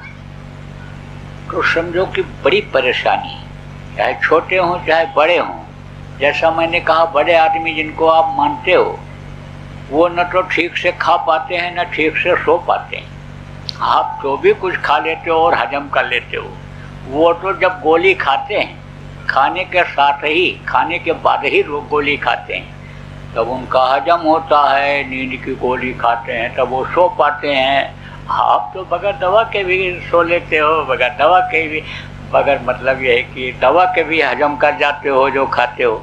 तो आप उनसे तो सुखी हो, लेकिन एकदम सुखी कोई नहीं हो। आप ये समझो, पहले के समय में कोई रोग होता ही नहीं था, दैहिक दैविक भौतिक तापा, और राम राज्य काहू नहीं व्यापा, कोई कोड़ी अपाई लूला लंगड़ा अंधा होता ही नहीं था, और उम्र पूरी करके तब दुनिया से जाते थे। लेकिन इस समय कोई ठिकाना नहीं है किसी का, कोई इस समय भरोसा नहीं है कि आदमी घर से निकले और शहर की तरफ जाए या कहीं जाए और शाम तक घर वापस आ जाए। कब कहाँ किसकी मौत हो जाए, कब कहाँ क्या घटना घट जाए, इस समय कुछ कहा ही नहीं जा सकता है। आप ये समझो कि एक आदमी ने कहा कि हमारे गांव में तो नौजवान लड़के बूढ़े होते ही नहीं। तो उसने प्रेमी ने कहा, काका कौन सी जड़ी बूटी पिलाते हो, कौन सा टॉनिक पिलाते हो, कौन सा अनाज खिलाते हो कि जिससे बूढ़े नहीं होते? बोले जवानी में ही दारू पी करके मर जाते हैं। कोई बाइक से गिर के मर जाता है, कोई बस से लड़ के मर जाता है, कोई किसी को मार देता है, कोई शराब पी करके ही बोतल सिर पर पटक देता है, सिर फट जाता है, मर जाता है। जवान लड़कों से तो गांव खाली हो रहा है। तो अब आप ये समझो किसी का कोई भरोसा नहीं, कोई ठिकाना नहीं। तो आप पर भरोसा हो जाए, आपको अपने पर भरोसा हो जाए, आपको सुकून और शांति मिल जाए, उसका तरीका बताता हूँ। देखो प्रेमियों, ये जो मनुष्य शरीर है, मानव मंदिर है, ये शाकाहारी भोजन के लिए बनाया है। बच्चा जब पैदा होता है तो उसका जो खून होता है शाकाहारी होता है। अब जो चीज़ खाते हैं उसी का खून बनता है। अनाज खाओगे तो खून बनेगा उसका, और जब जानवरों का मांस खा लेते हो उसका खून बनता है, तो खून बेमेल हो जाता है। बेमेल जानते हो? बुढ़ा बीमार हो गया तो उसको लेकर के गया अस्पताल में। डॉक्टर साहब ने देखा तो कहा खून की कमी हो गई, खून चढ़ाना पड़ेगा। तो लड़का कहता मेरा खून चढ़ा दीजिए। डॉक्टर टेस्ट करता है, कहता ना तुम्हारा खून नहीं चढ़ सकता है। भाई कहता मेरा खून चढ़ा दीजिए। टेस्ट करता है डॉक्टर, कहता ना तुम्हारा खून नहीं चढ़ सकता, ताल मेल नहीं खा रहा है। अब आप सोचो, एक ही रज बीज से माँ के पेट में दोनों भाई बने, दोनों पले, एक ही माँ ने दोनों को दूध पिलाया, लेकिन खून नहीं मिल रहा है। अरे जो खाया उसी का तो खून बना, उसी दूध का तो खून बनता है। बच्चा जब अनाज नहीं खा पाता है, बहुत छोटा रहता है, तो अब क्या हुआ कि एक तो शाकाहारी रह गया और दूसरा चला गया सूरत कमाने के लिए, बम्बई कमाने के लिए मांस खाने लग गया। दूसरा साथी कोई मिल गया, शराबी मिल गया, मांसाहारी मिल गया, साथ का असर हो गया, वो मांस खाने लग गया, तो खून कैसे मिलेगा? इसलिए बीमारियां बहुत बढ़ गई। बीमारियों को खत्म करने के लिए, कम करने के लिए आप मांस मत खाओ, किसी भी पशु पक्षी का मांस मत खाओ, इस मानव मंदिर को गंदा मत करो, नहीं तो पूजा उपासना आपकी वो मालिक स्वीकार नहीं करेगा, आपको फल नहीं मिलेगा। आप जीव हत्या करके, मुर्गा मार करके, भैंसा मार करके, काट करके देवी को खुश करते हो, बलि चढ़ा देते हो कि ये हमको धन दे देंगे, पुत्र परिवार दे देंगे, लेकिन वो और नाराज हो जाती है। कभी भी हत्या देवता पसंद करते ही नहीं, हिंसा हत्या। देखा देखी कोई काम मत करना। खाने के चक्कर में लोग ये सब करा लेते हैं कि चढ़ेगा देवता के मूर्ति के सामने तो खाने को मिल जाएगा मांस जानवरों का, पक्षियों का। तो प्रेमियों, शाकाहारी रहो। शाकाहारी क्या है, मांसाहारी क्या है? देखो, ये साग सब्जी अनाज और ये जो दूध घी निकलता है, यह सब शाकाहारी है। और पशु और पक्षी का मांस यह मांसाहारी है। अंडा मछली यह मांसाहारी है। आप ये समझो कि माताएं ये मासिक धर्म होती हैं, खराब खून इकट्ठा हो जाता है तो बच्चा बन जाता है, और मुर्गियों का खराब खून इकट्ठा होता है तो अंडा बन जाता है, और उसी में जीव रहता है। वही अंडा फट जाता है तो चूजा निकल आता है, यानी समझो कि वो चलने लग जाता है, तो वो मांसाहारी है। जिसके अंदर मांस होता है वो मांसाहारी होता है। मुर्गा, भैंसा, बकरा सब में मांस होता है, आप में भी मांस है शरीर के अंदर, तो उसको खाओगे तो सजा मिल जाएगी, उसको कुदरत सजा दे देगा। अब ये सजा ही तो है। कोरोना और तरह तरह की ये जो बीमारियां, हार्ट अटैक और ये सब जो हो रहा है बगैर यानी मौत जो हो रही है बेउम्र, यानी समझो बुढ़ापे में मौत होनी चाहिए, जवानी में चले जा रहे हैं, बचपने में ही चले जा रहे हैं, तो ये सब क्या है? ये सब सजा है। तो आज प्रेमियों आप ये संकल्प बनाओ कि हम अब आज से मांस नहीं खाएंगे, हम अंडा नहीं खाएंगे, हम मछली नहीं खाएंगे।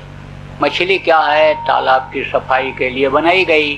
कोई भी गंदी चीज आप तालाब में डाल दो तो मछली खा जाती है, खखार के ठोक दो, मछली खा जाएगी। संडास करके जाओ, धोने के लिए जाओ, टुकड़े गिरेंगे, मछली खाएगी उसको। अब उसको कहोगे ताकत आएगी, तो ताकत आएगी कि ताकत छीड़ हो जाएगी? आप ये समझो ताकत खत्म हो जाएगी।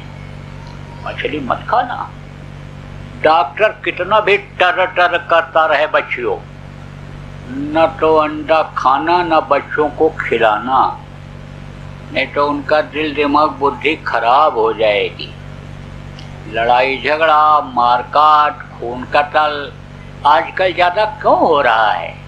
इसी वजह से कि खून जल्दी गर्म हो जाता है मांसाहारियों का, जो मांस खाते हैं। आदमी की बात तो छोड़ो, जानवरों की बात मैं आपको बताता हूँ। एक कमरे में 4 बैल बंद कर दो और एक कमरे में 4 कुत्ता बंद करो और रोटी डाल दो कुत्तों के लिए, बैल के लिए चारा डाल दो। बैल तो चारा रात में खाएंगे, गोबर करेंगे, जुगाली करेंगे, और जब सुबह दरवाज़ा खोलोगे तो आराम से निकल जाएंगे।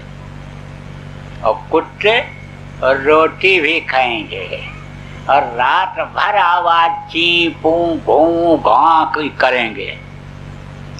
और सुबह जब दरवाज़ा खोलोगे तो किसी का पूंछ कटा हुआ, किसी का कान कटा हुआ, किसी के पैर से खून बहता हुआ दिखाई पड़ेगा। क्यों? मांसाहारी हैं, बहुत क्रोध आता है उनको, गुस्सा आता है। तो ये सब जो लड़ाई झगड़ा, घर घर में मार काट, घर छोड़ करके भगना, औरतों का जलना, ये सब जो हो रहा है ये किस वजह से हो रहा है? मांसाहार बढ़ने की वजह से हो रहा है, मांस खाने की वजह से हो रहा है, शराब पीने की वजह से हो रहा है। इसलिए इसको आप बंद करो प्रेमियों। देखो, घर में अगर सुख शांति चाहते हो, भगवान से मिलना चाहते हो, अगर आप अपनी इस आत्मा को नरकों से बचाना चाहते हो, 84 में जाने से बचाना चाहते हो, तो आप शाकाहारी हो जाओ। और ऐसे नशे का सेवन मत करो कि जिससे बुद्धि खराब हो जाती है, जिससे क्रोध उभर जाता है, माँ बहन बहू बेटी की पहचान आँखों से खत्म हो जाती है, अपना अन्य समझ लो पराया भूल जाता है, आप समझो अपना ही पराया हो जाता है, तो समझो कि वो नशे का सेवन मत करो। आपको मैं बताऊंगा रास्ता, सीधा सरल रास्ता। आपको न घर छोड़ना है, न जमीन जायदाद छोड़नी है, न बाल बच्चों को छोड़ना है। आपको इन्हीं पहाड़ियों में रह करके और अपने घर में, अपनी झोपड़ी में ही उस मालिक को सच्चे हृदय से, सच्चे मन से याद करना है। और अगर याद करोगे, उसको बुलाओगे, तो वो आपको मिलेगा। आप प्रेमियों बहुत भाग्यशाली हो कि जिनके ऊपर उस मालिक की ही दया हुई और आप यहाँ पर आए हो, आपको अनमोल चीज दी जाएगी। तो देखो, अभी मैं आपको बता रहा था कि सुखी शरीर के लिए आप शाकाहारी रहो और थोड़ा कम खाओ। ज़्यादा खा लेते हो तब दवा की ज़रूरत पड़ती है। अब दवा खाओगे, हजम हो जाएगा, दूसरे दिन फिर मन वही खिलाएगा कि जिसकी वजह से दवा खानी पड़ी थी। बस दवा खाते खाते आदी बन जाओगे और फिर उसके बाद जब तकलीफ बढ़ेगी तब डॉक्टर के पास जाना पड़ेगा। डॉक्टर क्या करेगा? आपका बैल भैंस जो कुछ गाय रखे हो खेत, वो बिकवा देगा। पैसा मांगेगा काहे का? ऑपरेशन करने का। वो 10, 20, 100, 50 रुपये से काम नहीं चलेगा, 1,50,000 रुपया मांगेगा। और जान बचाने के लिए आपको पेट फाड़वाना पड़ेगा, कटवाना पड़ेगा। अब एक बार ऑपरेशन करा लोगे, कोई यानी गारंटी नहीं दोबारा ना फिर कराना, दोबारा ना कराना पड़े। दोबारा जाओगे तो फिर ऑपरेशन करेगा, दोबारा फिर ऑपरेशन करेगा। एक आदमी तो ऑपरेशन कराते कराते थक गया, और फिर डॉक्टर ने ऑपरेशन बता दिया। तब आदमी ने कहा, डॉक्टर साहब, अब की बार ऑपरेशन करने के बाद सिलाई मत करना, टाँका मत लगाना, चैन लगा देना, चैन, और या तो बटन लगा देना। जब फिर आऊँ बस बटन खोल के ऑपरेशन कर देना, काट पीट न करना पड़े, आसान हो जाए। जब बार बार ऑपरेशन ही कराना रहता है तब क्यों टाँका लगाते हो, सिलाई करते हो? तो प्रेमियों, ऑपरेशन से बचना चाहिए, क्योंकि इस शरीर में 72,000 नसें हैं, और नसें जब कट जाती हैं तो इसका सिस्टम बिगड़ जाता है, इसलिए बचना चाहिए। तो कम खाओगे तो काहे को जाओगे डॉक्टर के पास, इसलिए थोड़ा कम खाना चाहिए, और जो चीज़ हजम हो जाए वही खाना चाहिए।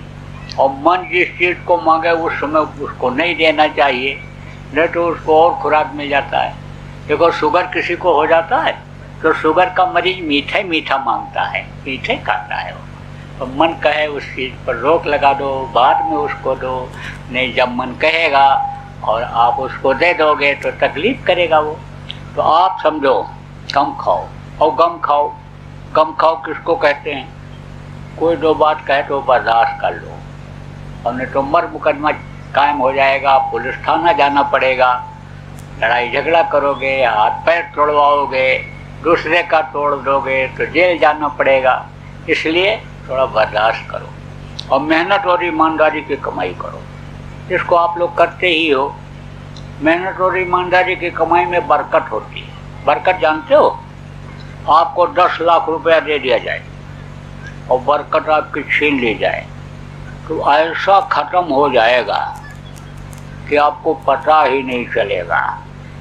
मिल जाएंगे सलाहकार उसी तरह से, कहेंगे ये ज़मीन खरीद लो, ये मकान खरीद लो, ये गाड़ी खरीद लो, ये कर लो, और पता चला जैसे थे वैसे वैसे रह गए, वैसे ही। और बल्कि आप समझ लो जैसे पैदा हुए थे नंगे, ऐसे नंगे हो जाते हैं बरकत छीन लेने पर। अभी तो कपड़ा भी है शरीर पर। तो आप ये समझो कि मेहनत और ईमानदारी की कमाई में बरकत होती है। बरकत किसको कहते हैं? थोड़ा दे दिया जाए और उसी में खाओ पहनो, परिवार को खाओ पहनाओ, और 10 रुपया 150 रुपया बच जाए तो उसको बरकत कहते हैं। देखो प्रेमियों, चोरी करके चोर लाता है रुपया, पूछो तुमने कितनी चोरी किया? कहेगा लाखों करोड़ों की। और है तेरे पास कितना? कहेगा कुछ नहीं है। अगर होता तो हम चोरी करते, चोरी बंद कर देते।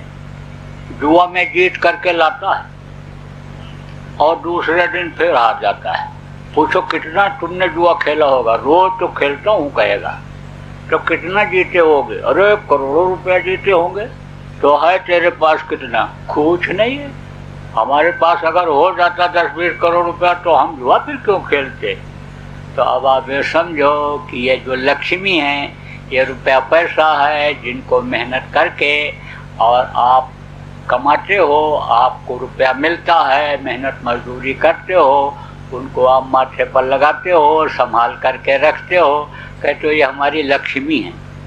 इनको अगर गलत ढंग से लाओगे तो सुखी आप नहीं रह पाओगे। इनको आप मेहनत करके लाओ तो मेहनत की कमाई में बरकत मिलेगी। तो ये तो आपका है दुनिया बनाने का तरीका। इससे आपका सम्मान बनेगा, शरीर स्वस्थ रहेगा, और इससे खाने पहनने की आपको दिक्कत नहीं होगी, बीमारियां आपके प्रेमियों हटेंगी। ये तरीका आपको बताया। अब भगवान के मिलने का तरीका आपको बताऊंगा। देवी देवता जिनको आप इधर उधर खोजते हो, कोई बताया कि ये भगवान का नाम है, कोई ये देवी का नाम है, कोई ये देवता में ताकत है, और जरा भटकते रहते हो उनसे दया दुआ मांगने के लिए, फायदे के लिए, तो आप सब लोग के वो सब इसी घट में दिखाई पड़ेंगे, अंदर ही दिखाई पड़ेंगे, मिलेंगे आपको, आप बात कर सकोगे उनसे। तो वो रास्ता अब आपको बताऊंगा। देखो प्रेमियों, वो नाम बताऊंगा कि जिससे यानी सारे संकट खत्म हो जाएं, सारा संकट दूर हो जाए। तो देखो, हमेशा से दो तरह का नाम रहा है, एक तो जो मुंह से निकलता है नाम, और एक जो आवाज के साथ नाम उतरता है। यह सारा संसार आवाज से ही बना हुआ है। आवाज जब खींच ली जाती है तब अन्य समझ लो कि अन्य सब खत्म हो जाता है। देखो, आखिरी वक्त पर बोली बंद होती कि नहीं, आवाज बंद हो जाती है, कहते आवाज बंद हो गई, अब तो बोल नहीं रहे हैं, अब तो किसी को पहचान नहीं रहे हैं। अब तो पैर पर देखो हाथ रखे तो पता चला कि यानी पैर ठंडा हो गया, हाथ पर हाथ रखे तो कहे अरे हाथ भी ठंडा हो गया। अब तो बड़ा मुश्किल है इनका बचना। तो आवाज वाला नाम अलग है और जो मुँह से लिया जाता है वो नाम अलग है। तो वो जो परमात्मा जो हैं, भगवान हैं, उनके मुँह से जो आवाज़ निकलता है वो है ध्वन्यात्मक नाम, और जो मुँह से बोलते हैं वो है वर्णात्मक नाम। तो जब जब महापुरुष आए, एक नाम को उन्होंने लोगों के फायदा के लिए, रक्षा के लिए जगाया और बताया। जैसे त्रेता में राम नाम, द्वापर में कृष्ण नाम, वाहे गुरु सत नाम और राधा स्वामी नाम, बहुत सारे नाम हैं। जब जब महापुरुष आए, एक नाम को लोगों को बताए कि इनको याद करो तो इनसे तुम्हारी तकलीफ जाएगी और इनसे तुम्हारी रक्षा होगी। ये जय गुरुदेव नाम, ये हमारे गुरु महाराज ने बताया और जगाया इसको, उस तार से जोड़ दिया जिससे सारा संसार जुड़ा हुआ है। आप तार से जुड़े हुए हो उस मालिक से, ऐसे ही नाम को जोड़ दिया, जय गुरुदेव नाम को। बहुत लोगों ने फायदा उठाया। इसमें कई ऐसे लोग बैठे हैं जो गुरु महाराज के शिष्य हैं और जय गुरुदेव नाम बोल बोल करके शुरू और बोलवा करके लोगों को फायदा लिया और दिलाया। तो ये जय गुरुदेव नाम गुरु महाराज ने जगाया था तो वो तो चले गए, लेकिन जय गुरुदेव नाम में अभी तक शक्ति है और ताकत है। देखो प्रेम, आप तो जय गुरुदेव नाम आज से बोलना शुरू कर दो, सुबह शाम जय गुरुदेव नाम की ध्वनि बोलो और लोगों को भी बुलवाओ, तो देखोगे आपको फायदा दिखने लगेगा। जिनके घर में बीमारी रहती थी, लड़ाई झगड़ा होता रहता था और रुपया पैसा में बरकत नहीं होती थी, और 1 घंटा सुबह शाम जय गुरुदेव नाम की ध्वनि बोलने लग गए तो तकलीफें दूर होने लग गई। तो आप समझो कि जब आप बोलोगे या आप अपने मिलने जुलने वाले लोगों को, रिश्तेदारों को, जाति बिरादरी के लोगों को बुलवाओगे तो क्या आपको फायदा नहीं मिलेगा? कोई आप सौतेले हो? आप सभी उसी के बेटे हो, उसी के हो अंश, परमात्मा के। आपको भी फायदा मिलेगा, आपको भी लाभ मिलेगा। आप सब लोग शाकाहारी रह करके, और आप ही नहीं, इस पहाड़ी क्षेत्र पर जितने भी लोग हैं सबको बता दो, प्रचार कर दो कि शाकाहारी रह करके, नशा मुक्त हो करके और जय गुरुदेव नाम का जाप आप लोग शुरू कर दो। देखो आपकी तकलीफें जाती हुई दिखाई पड़ती हैं कि नहीं? तकलीफें खत्म होंगी, तकलीफें जाएंगी अगर आप सब लोग सच्चे मन से शाकाहारी रह करके यानी जय गुरुदेव नाम को बोलने लगोगे सुबह शाम। सबको बता दो प्रेम। दूसरा है यह ध्वन्यात्मक नाम, यह है 5 नाम, वो मैं अभी आपको याद कराऊंगा और रटाऊंगा। जितना याद कर सको आप याद कर लो, जो ना याद हो पावे उसका लिखा हुआ कागज अभी यहीं आपको सत्संग के बाद मिल जाएगा। आप कागज को ले करके याद करके और फिर आप उस कागज को फाड़ करके कहीं सुनसान जगह पर फेंक देना। ये जो नाम मैं आपको बताऊंगा ये दूसरों को मत बताना, किसी को मत बताना, नहीं तो ये नाराज हो जाएंगे और नाराज हो जाएं तो आपको सजा दे दें। तो आप कोई तकलीफ का काम, नुकसान का काम मत करना, क्योंकि आप अगर किसी को बता भी दोगे तो उसका कोई फायदा होने वाला नहीं और आपका नुकसान होगा। इसलिए बताना मत आप किसी को। और आपको मैं रटा रहा हूँ, आपको याद करा रहा हूँ, आप न याद कर पाओ तो पुराने लोगों से पूछ लेना। इसमें कुछ ऐसे भी लोग हो आप जो हिंदी नहीं समझ पा रहे होगे, इतना मैंने सुनाया, लेकिन आप सब बात नहीं समझे होगे, थोड़ा बहुत ही समझे होगे। लेकिन ये नाम जो मैं बोलने जा रहा हूँ, इन नामों को अगर आप याद कर लोगे, एक दो नाम भी याद हो जाएगा, तो पुराने लोगों से पूछोगे तो ये आपको रटा देंगे, याद करा देंगे, ये सब आपको बता देंगे। और पुराने जो आप नामदानी हो, आप इनसे परिचय कर लो। जो नए लोग आए हैं, इनसे परिचय करके इनके पास चले जाना और इनको आप समझा देना, नाम याद करा देना। और जो सुमिरन ध्यान भजन मैं अभी बताऊंगा, इसको भी इनको सिखा देना, करा देना। ये पुराने लोगों की ड्यूटी बनती है, चाहे आप गुरु महाराज के शिष्य हो और चाहे गुरु महाराज के जाने के बाद के नामदानी हो। आप सब के लिए यह आदेश है कि आप नए लोगों को इसको सिखा देना। तो देखो, यह है 5 नाम। अब आपको बताऊंगा भी, अब आप और भी समझो। जिसका नाम होता है उसका रूप होता है और उसका स्थान होता है और उसकी होती है आवाज़। जैसे आपका नाम है और आपका रूप है ये चेहरा, और आप कहीं रहते हो आपका स्थान है, और आपके मुंह से जो आवाज़ निकलती है वो आवाज़ है। इसी तरह से इस वक्त पर 5 धनी हैं, इनका नाम है, इनका रूप है, इनका स्थान है और इनकी आवाज़ है। तो वो मैं अभी आपको बताऊंगा, रटाऊंगा। 3 चीज़ आप और समझो। सुमिरन, सुमिरन कहते हैं माला जपने को। दूसरा है ध्यान, ध्यान कहते हैं आँख से देखने को। और तीसरा है भजन, भजन कहते हैं कान से सुनने को। माला जपने को सुमिरन और आँख से देखने को ध्यान और कान से सुनने को भजन कहते हैं। तो सुमिरन, ध्यान और भजन 3 चीज़ें, और 5 नाम, 5 रूप, 5 स्थान, 5 की आवाज़। और 3 चीज़ और समझो। 3 आँख, 3 कान और 3 नाक। अब नए लोग कहोगे भाई ये कैसे? 2 ही आँखें दिखाई पड़ती हैं और 2 ही कान दिखाई पड़ता है और नाक तो एक ही दिखाई पड़ती है। तो ये तो नई चीज़ बता रहे हैं, आपके लिए नई चीज़ है, लेकिन यह है बहुत पहले से, सब मनुष्य के अंदर है। ये जितने आदमी हैं सब के अंदर, औरत हो, आदमी हो, बच्चा हो, सब के अंदर। कैसे? 2 आँखें ये बाहर, इससे बाहर की चीज़ दिखाई पड़ती है। 1 आँख अंदर ये जीवात्मा, परमात्मा की अंश, जो यहाँ दोनों आँखों के पीछे अंदर में बैठी हुई है, वही पूरे शरीर को चलाती है। उसी की वजह से इसमें जान है। वो निकल जाए तो कोई जान न रह जाए। अब इस शरीर को मुर्दा कह करके लोग ले जाएं, जला कर राख कर दें।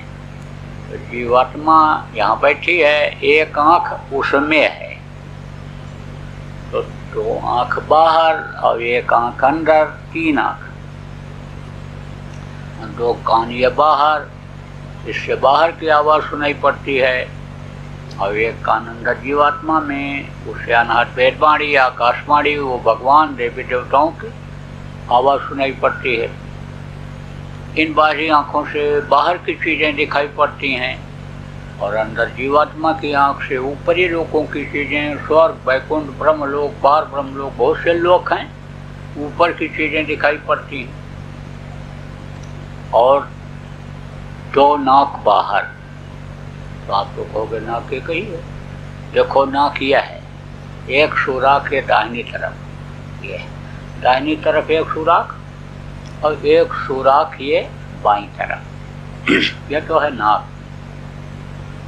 और जिसको नाक कहते हो, ये तो जैसे जो नाली हो और उसके ऊपर पत्थर रख दिया जाए, जो नाला हो और पुल बना दिया जाए, ढक दिया जाए उसको, उसी तरह से नाली को उसने ढक दिया।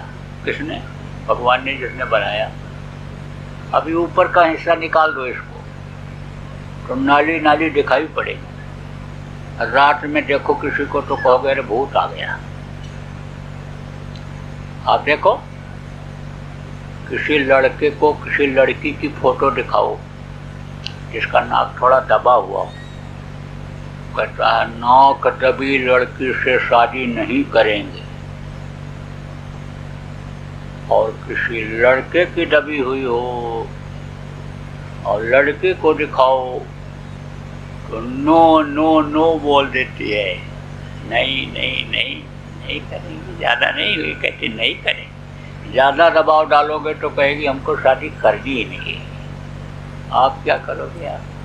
तो नाक ही तो खास है।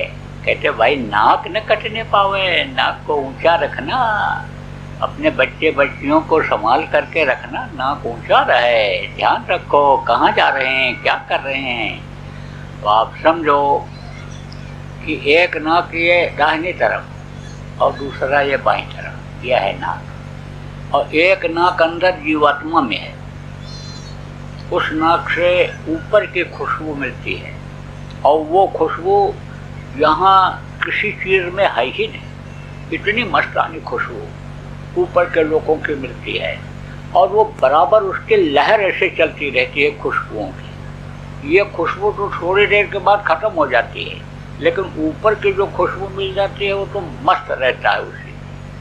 कहते ना जो अलग से हैं मस्ती में डूबे, होश कब है उन्हें जिंदगी का। तो तरह तरह से जो महात्मा आए उन्होंने बताया, समझाया। आप ये समझो कि दो नाक ये बाहर, एक नाक अंदर, तीन नाक, तीन नाक, तीन आँख, तीन कान। और सुमिरन ध्यान भजन 3 कीजिए और 5 नाम, 5 रूप, 5 स्थान, 5 क्रियावत। यह मैंने आपको बताया।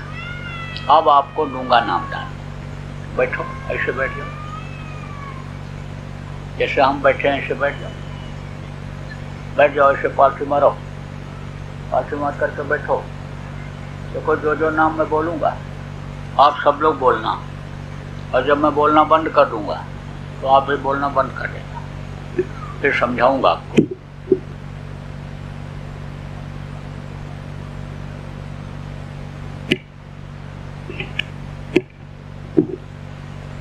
बैठ जाओ। ये चीज़ जल्दी मिलने वाली नहीं। पहले एक जन्म में खाली सेवा ही कराते थे, दूसरा जन्म लेना पड़ता था तब यह नाम मिलता था।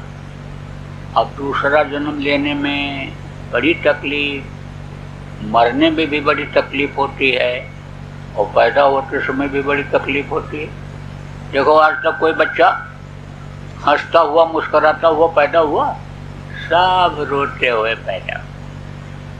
और मरते समय भी तकलीफ होती है, कष्ट होता है, बड़ी यानी समझो तकलीफ से किसी किसी का जान निकलता है, संडास तक हो जाता है। तो आप ये समझो मरते समय भी तकलीफ होती है। जन्मत मरत दूसरा दुख हुई। कहते रोते हुए पैदा हुए हो और रोते ही रोते चले जाओगे अगर जिंदगी का मतलब नहीं समझ पाओगे। तो आप ये समझो कि बड़ी तकलीफ होती है जन्मने और मरने में। गुरु महाराज भी कहा करते थे कि हम चाहते हैं बच्चों कि जिस पेड़ को लगाओ उसके फल को भी खाओ। तो हम भी वही चाहते हैं कि आप एक ही जन्म में पार हो जाओ। आपको नरकों में क्यों जाना पड़े, तकलीफ क्यों झेलना पड़े, दूसरा जन्म क्यों लेना पड़े। इसलिए पहली बार ही जो लोग आप आए हो आप सबको नामदान दे दिया जा रहा है। पहले के समय में बच्चियों समझो औरतों को नामदान नहीं देते थे, लेकिन पार होती थी वो भी कैसे, पति की सेवा करके। और अब पति अपने ही पार होने के लिए कुछ नहीं कर रहा, तो औरतों को क्या पार करेगा, इसलिए इनको भी अधिकार दे दिया जा रहा है। तो चाहे कोई औरत हो, चाहे पुरुष हो, चाहे बच्चा हो 8-9 साल का, सब कर सकते हो। किसी भी जात मजहब के हो, कहीं भी बैठकर कर सकते हो, कोई रोक टोक नहीं है। देखो हमारे यहाँ तो कोई जात पात नहीं, सब एक जैसे हैं। लेकिन आप समाज में रहते हो तो अपने हिसाब से रहो, जहाँ खाते हो वहीं खाओ, जहाँ लड़का लड़की का शादी ब्याह करते हो वहीं करो। हमारी तरफ से कोई रोक टोक नहीं है। देखो उसने कोई जात पात नहीं बनाया, परमात्मा ने। देखो सबका खून एक जैसा है, सबकी हड्डी जैसी एक जैसी है, सबका ये खाल एक जैसा है, सबके नाक है, आँख है, कान है और मलमूत्र त्याग करने का रास्ता है, सब तो एक जैसे हैं। ये तो आपने बना लिया, जात पात बना लिया, आपने देश बना लिया, आपने यानी प्रांत बना लिया, जिला बना लिया, आपने भाषा बना लिया। ये तो सब आदमी का बनाया हुआ है। जीवात्मा जो है शरीर को चलाती है वो सबकी एक जैसी है। तो जो जीवात्माओं को देखता है उसके यहाँ कोई भेदभाव नहीं होता है, उसके यहाँ सब समान होते हैं। तो हम तो सबको नामदान देते हैं। और आप भी ये समझो कि जितने भी लोग आप आए हो सब कर सकते हो, सब भगवान को प्राप्त कर सकते हो। भगवान के मिलने का, सुख शांति का रास्ता आगे सब लोग बताऊँगा आपको। बैठ जाओ सब लोग, पुराने लोग दोहरा लो और नए लोग नाम को याद कर लो।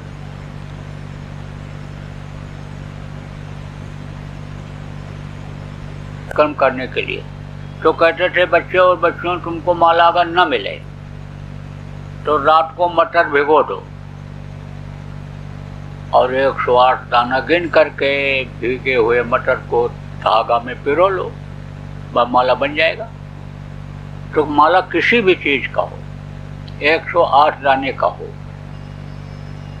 सुमिरन कहीं भी बैठ के कर लो, किसी भी हालत में रहो, पूरी छूट है। कोई नहाना धोना जरूरी नहीं है, कोई हाथ पैर धोना जरूरी नहीं है।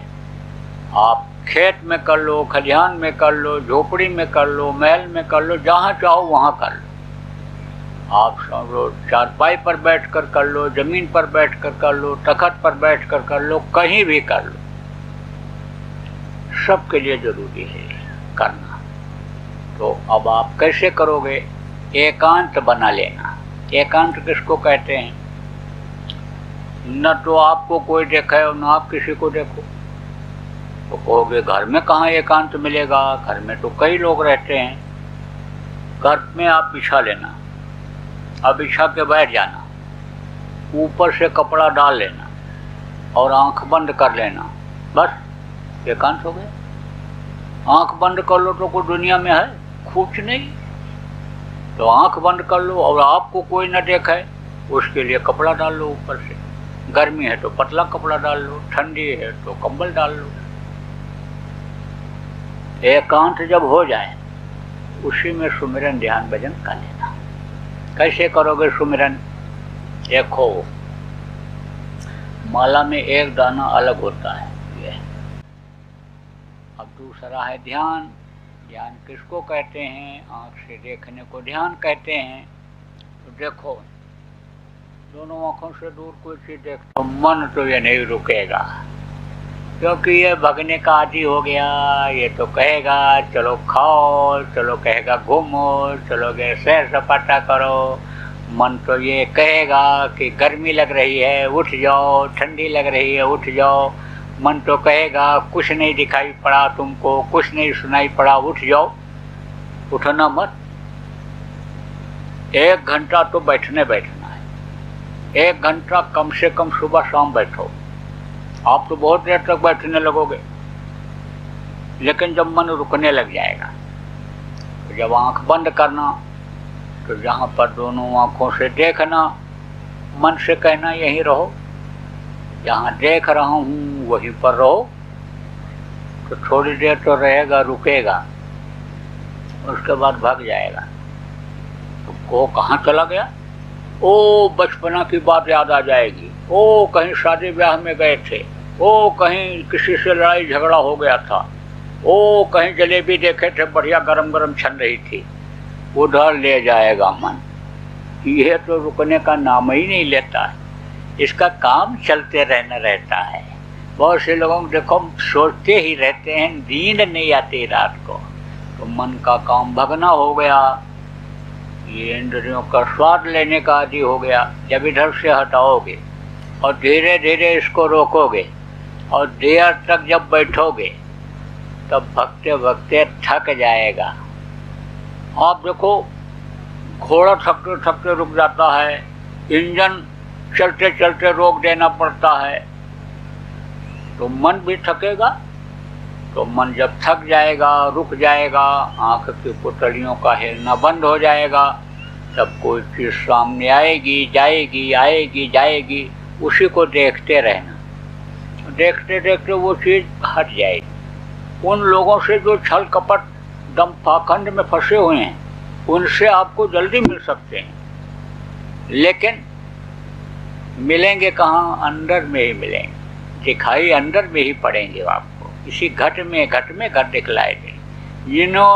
जिनको दिखाई पड़े उन सब लोगों ने कहा कि जैसे तिल में तेल होता है, बाहर से नहीं दिखाई पड़ता है, जैसे अन्य दूध में घी होता है, नहीं दिखाई पड़ता है, ऐसे ही वो परमात्मा अंदर में है, लेकिन उपाय से अन्य वो मिलेगा, दिखाई पड़ेगा।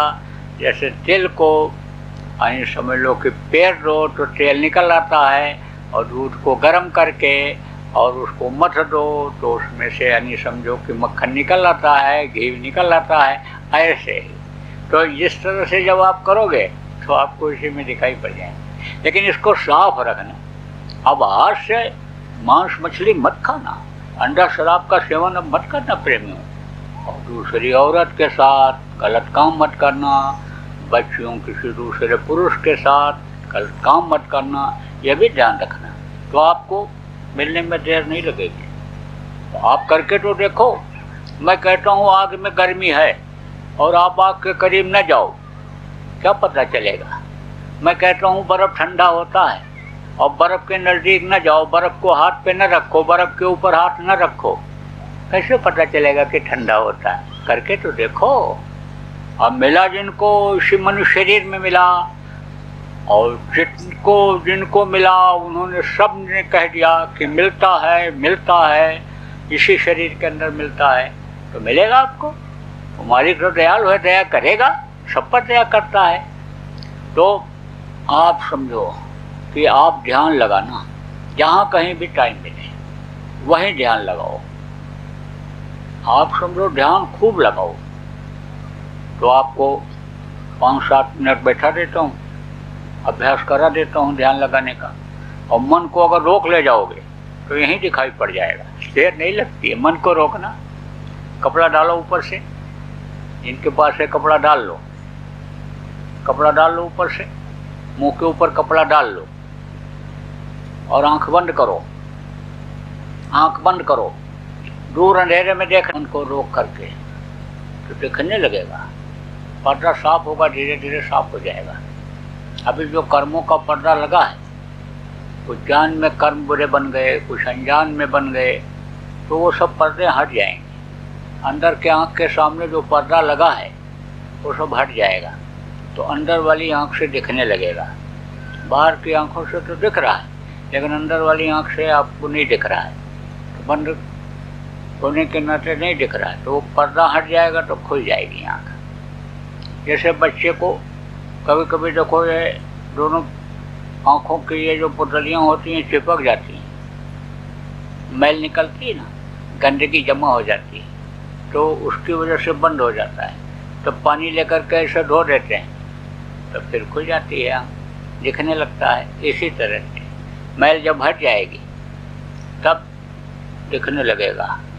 तो देखो जहाँ कहीं भी खाली बैठो वहीं आंख बंद करो, ध्यान लगाओ, देखो कितना आनंद आता है। आप ध्यान लगा करके बच्चों पढ़ते हो, बच्चियों पढ़ते हो, बहुत से लोग आप ध्यान लगा करके समाचार पत्र पढ़ते हो, आप टीवी देखते हो, समाचार ध्यान लगाकर सुनते हो, ध्यान लगाकर खेती दुकान दफ्तर का काम करते हो, तो वो अच्छे से होता है। पढ़ाई ठीक से हो जाती है, खेती गृहस्थी का काम ठीक से हो जाता है, ध्यान लगा करके ही तो करते हो। इसी तरह से ध्यान ठीक से लगाना। अब जहाँ कहीं मौका मिले वहीं आँख बंद करो, ध्यान लगाओ। तो अभी तो आपका मन कहाँ लगा है? खाने में, बढ़िया बढ़िया खाने को मिले, बढ़िया बढ़िया चीज़ देखने को मिले, अच्छे से अच्छा आवाज़ गाना बजाना सुनने को मिले, इंद्रियों की तरफ मन लगा हुआ है भोग। लेकिन जब ऊपर की तरफ ये जाएगा मन, जीवात्मा के साथ शरीर को छोड़ेगा, इस जड़ को छोड़ेगा, चेतन को जब पकड़ेगा, तब ऊपर का दृश्य दिखाई पड़ेगा, ऊपर की आवाज़ ऊपरी लोगों की सुनाई पड़ेगी। तब इधर से ध्यान हट जाएगा, इधर का रस भूल जाएगा। ये इंद्रियों के घाट का रस तीखी मिर्ची की तरह लगेगा। जब अमीय रस पिएगा तो आदत डालोगे तो दिखने भी लगेगा, और सुनने का तरीका आप बता रहा हूँ, सुनाई भी पड़ने लगेगा। तो देखो, पहला था सुमिरन और दूसरा है ध्यान, ये जो अभी आपको बताया और कराया, और तीसरा है भजन।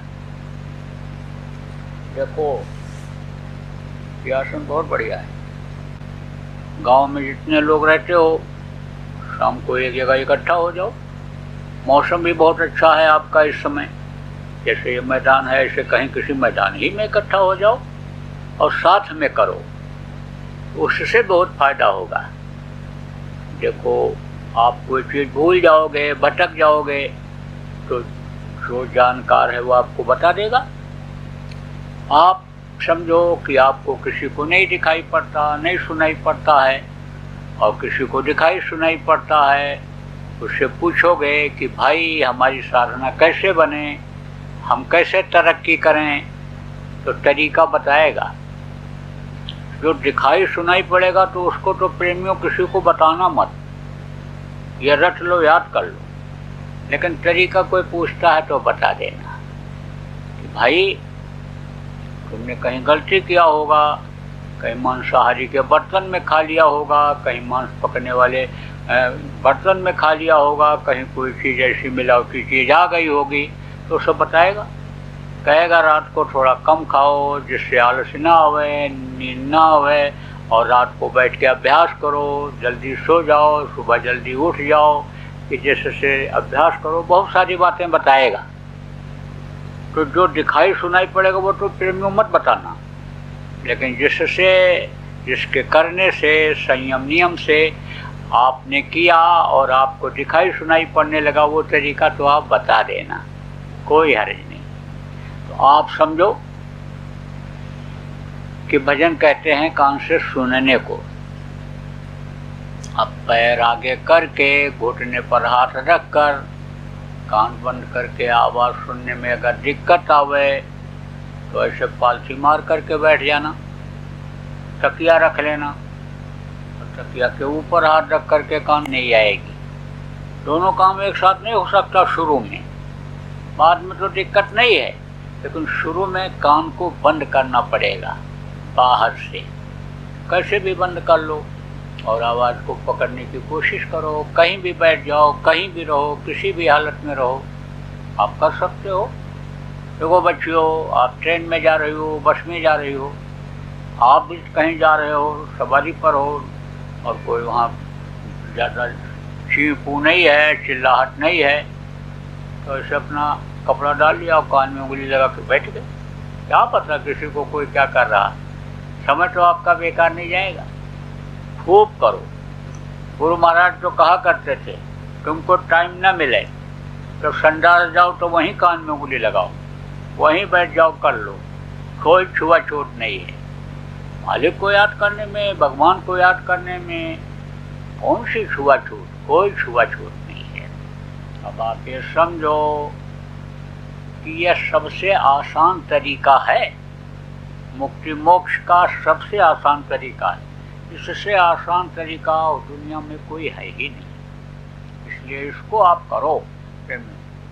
बहुत अच्छा रहा, बड़ी खुशी हुई आप लोगों से मिल के। नहीं तो आप लोगों का तो दर्शन लोगों को दुर्लभ है, शहर के लोग बहुत दूर रहते हैं, आपको कहाँ मिल पाएंगे, न वो आपको मिल पाएंगे न आप उनको मिल पाओगे। तो बहुत अच्छा रहा और आपको ये तरीका बताया गया। अब थोड़ी देर हम आपको भजन करवा करके और फिर आपकी छुट्टी कर देंगे। तो उसी तरह डालो कपड़ा जैसे डाले थे, ऊपर से डाल लो और आंख बंद। 4 दिन 6 दिन करोगे और 2 दिन नहीं करोगे तो फिर मन नहीं कहेगा करने को। इसलिए जिस तरह से खाने का, नहाने धोने का और काम का आदत आप डाल रखे हो, ऐसे भजन ध्यान सुमरन की भी आदत डाल लो और फिर आप देखो कि आपको फायदा दिखता है कि नहीं दिखता है। हर तरह से फायदा आपको दिखाई पड़ेगा। तो यहाँ तो समय कम होने के नाते आपको 12-13 मिनट ही बैठाया। घर पर देर तक बैठना, कितना देर तक बैठोगे उतना ही जल्दी आपको दिखाई और सुनाई पड़ेगा। तो इसकी आदत आप सब लोग डाल लो और देखो जो जो परहेज बताया है आपको, परहेज करना, शाकाहारी रहना और बुधनाशक नशे का सेवन मत करना और कम खाना, गम खाना जो बताया इसको याद रखना। बरकत का तरीका आपको बताया, मेहनत ईमानदारी की कमाई करना और देखो देश प्रेम रखना। देश की संपत्ति आपकी अपनी संपत्ति है। देखो हड़ताल, तोड़फोड़, आंदोलन, धरना, घेराव, इसमें मत फंसना, इससे दूर रहना और हो सके तो किसी की मदद कर दो, बुरा मत चाहो। कोई दरवाजे पर आ जाए भूखा दुखा, आप रोटी खिला दो, पानी पिला दो। ये सब काम परमार्थी तो सब लोग बताते हैं और आप करते भी हो, इसको सब बराबर करते रहो। देखो आगे का समय बहुत खराब आ रहा है, ऐसा खराब समय आ रहा है, ऐसी नई नई बीमारियां आएंगी कि लोग परेशान हो जाएंगे। कर्मों की सजा लोगों को मिलने वाली है। कर्मों की सजा जब मिलने लगती है तब माफी का वक्त खत्म हो जाता है। इसलिए अभी भी लोगों को बताते रहो, समझाते रहो, भाई समस्याएं आएंगी, पशु पक्षी भी यानी ज़्यादा संख्या में मरेंगे, आदमी भी मरेंगे, भूकंप भी आएंगे, आप समझो कि यानी सूखा काल भी पड़ेगा, महामारी बीमारियां भी आएंगी, पूरा विश्व यानी परेशानियों में घेरेगा। लेकिन आप ये समझो कि बीमारी आती है, तकलीफ आती है, अब आदमी उसको झेल लेता है, बच जाता है। तो कुछ ऐसे होते हैं तकलीफ़ों में जान दे देते हैं, मर जाते हैं। तो तकलीफ़ें तो आएंगी, सबके लिए होंगी, लेकिन जो शाकाहारी होंगे, नशा मुक्त होंगे, भगवान का भजन करते होंगे, उनकी बचत होगी, उनकी रक्षा होगी। उदाहरण के तौर पर आपको बताऊं कि जैसे कहीं आग लगी है, कोई जल रहा है और किनारे का आदमी का केवल रोमाया ही झुलस रहा है, केवल खाल ही ये झुलस रही है, जलने से बच रहा है, तो आग का असर तो सब पर आएगा, लेकिन बचत उसकी हो जाएगी। जो धार्मिक लोग होंगे, भगवान को मानते होंगे, जो पूजा उपासना करते रहेंगे, साधना जो आपको बताया इसको आप करते रहोगे, तो और लोगों से आपका समय अच्छा निकलेगा। और यानी समझो कि अगर बताओगे जैसा वैसा कट बताया है, जैसा करते रहोगे तो बच भी जाओगे। हमेशा जब मालिक को याद करते रहोगे तो मालिक तो सबका रक्षक है, रक्षा होगी। और नहीं तो बज रहा काल का डंका, कोई बचने न पाएगा, बचेगा 60 जन कोई जो सच से लव लगाएगा। तो ये 20 का साल ख़त्म हुआ, 2020 का ख़त्म हुआ, 21 का यानी समझो कि ये चालू हो गया और 12 दिन आज निकल गया। तो समझो कि ये जो साल है 21 का, 2021 का, 20 से खराब जाएगा। इसलिए बड़ी सावधानी से रहना है, सावधानी से रखना है। परिवार वालों को भी शाकाहारी रखना, और आप लोग भी अब मांस मछली अंडा शराब का सेवन मत करना, यहीं छोड़ जाओ। यही आपकी दक्षिणा होगी। आपका और कोई दक्षिणा नहीं मांगी जा रही, लेकिन आप यही जो अपनी बुराइयां हैं इनको यहाँ छोड़ जाओ। तो प्रेमियों, अब कार्यक्रम संपन्न होगा ये, और बहुत अच्छा रहा। हम बहुत खुश हैं आप लोगों से, और आप लोग आए, धर्म कर्म का संदेश सुने, सत्संग सुने। अब आप लोग जिस हिसाब से आए हो अपने साधन से, अब धीरे धीरे अपने वतन की तरफ जा सकते हो। प्रसाद उन्होंने बनाया है, भोजन प्रसाद बनाया है, थोड़ा थोड़ा मिल जाए, थोड़ा ही ले लो, कोई हर्ज नहीं, ले लो, सब लोग ले लो। और उसके बाद में अगर ज़्यादा दूर से आए हो तो आप रुक जाना, और नज़दीक के हो, साधन है आपके पास, तो चले जाना। आसपास के जो लोग हो, जो दूर से आए हैं बेचारे, इनकी सेवा, इनकी व्यवस्था जो आप कर सकते हो, इनके सोने का, रहने का, वो आप कर देना। मेहमान की तरह से, जैसे आपके घर में जो मेहमान आ जाते हैं उनको आप रख लेते हो, इसी तरह से इनकी व्यवस्था कर देना। पहले के समय में बहुत अच्छा नियम था, दरवाजे पर कोई भी आ जाए, भूखा भूखा उसको खिलाते थे, रहने की जगह देते थे। कोई कहीं भी चला जाए घर से निकल करके, तो उसको फिक्र नहीं रहती थी कि रात को कहाँ सोएंगे, कहाँ रहेंगे। किसी के भी दरवाजे पर पहुँच जाए तो कहते थे अतिथि देवो भव, ये बगैर बुलाए मेहमान आ गए, मेहमान नहीं भगवान आ गए। तो पहले का समय बहुत अच्छा था। तो आप ये समझो कि हमारे मेहमान हैं, सुबह होगा तो चले जाएंगे, और नज़दीक हो, 12 बजे से पहले पहुंच सकते हो, आप सवारी लाए हो तो चले जाओ, क्योंकि 12 से और 2 बजे का समय अच्छा नहीं होता है, और पहाड़ियों पर रास्ता भी ऐसे ही है दुर्गम। तो आप रुक जाना जो ज़्यादा दूर से आए हो, और जो नज़दीक के हो आप चले जाना भोजन करके। मैं तो रात को यहाँ रुकूंगा, सुबह 7 बजे के आसपास यहाँ से निकलूँगा, तो मैं आपसे मिल सकता हूँ।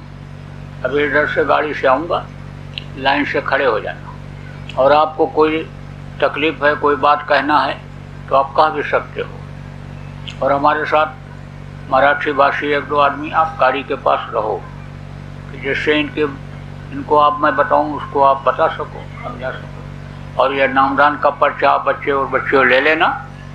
अरे अभी एक प्रार्थना होगी, बैठ जाओ, प्रार्थना कर लो फिर जाना। जल्दी उठोगे तो लोग कहेंगे देखो बहुत भूखे हैं, इसलिए भोजन प्रसाद का नाम सुनते ही चल पड़े। अरे बैठ जाओ, बैठ जाओ, बैठ जाओ। एक प्रार्थना होगी, उसके बाद कार्यक्रम संपन्न होगा। बोलो जय गुरुदेव, सब लोग बोलो जय गुरुदेव, जय गुरुदेव, जय गुरुदेव। अरे जोर से बोलो जय गुरुदेव, जय गुरुदेव।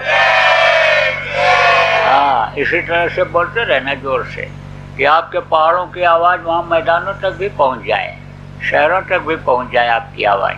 ऐसे आवाज़ लगाना जय गुरुदेव नाम प्रभु का नाम है, आपको बताया, और नाम ध्वनि बोलते रहना। नाम ध्वनि कैसे बोलोगे ये अभी आपको नाम ध्वनि करा करके मैं बता दूंगा।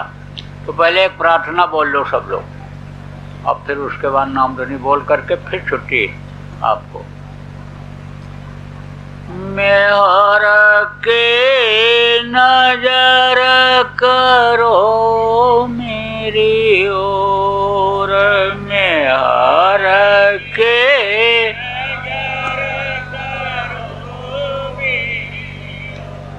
दया के नजर करो मेरी ओर, दया के नजर करोगे, निश दिन तुम्हें निहारूं सतगुरु निषदि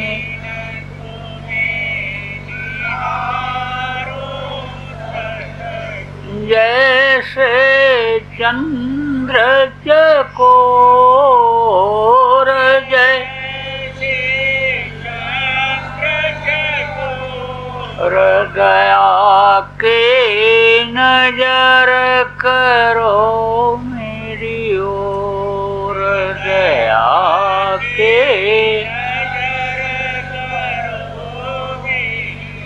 जानू न कौन भूल हुई तन से जानू न कौन भूल हुई लियो हमसे मुख मोड़ लियो दया के नजर करो मेरी ओर दया के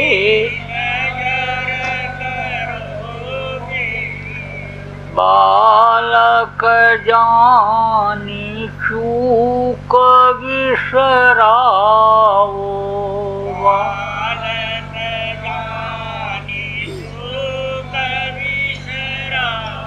आया शरण अब मैं तोर आया शरण अब मैं तोर दया के नजर करो मेरी ओर दया के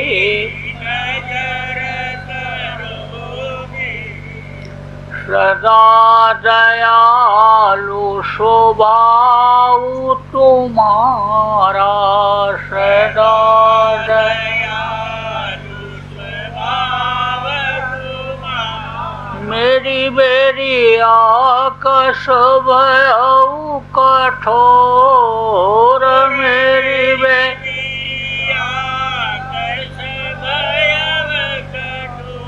हृदया के नजर करो मेरी ओर दया के नजर करो शरणागत की लाज न राखो शरणागत की लाज न राखो मोसो पतित अब जाए कहीं और मोसो पतित अब जाए कहीं और दया के नजर करो मेरी ओर दया के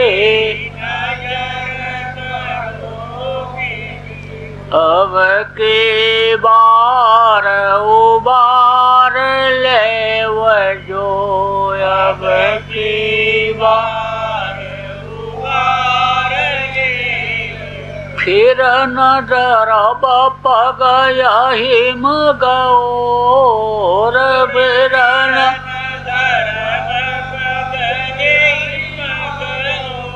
हृदया के नजर करो मेरी ओर दया के नजर करो मेहर के नजर करो मेरी ओर मेहर के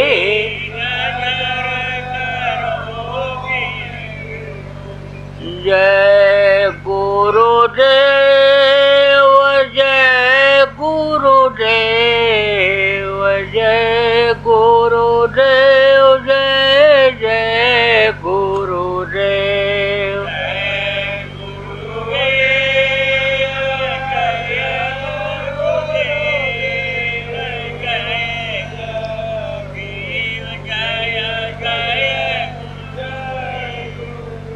सब लोग बोलो, इसी तरह से बोलना रहेगा सब लोगों को। तो यहीं याद कर लो, यहीं बोलना सीख लो। जय गुरुदेव जय गुरुदेव, जय गुरुदेव, जय जय गुरुदेव।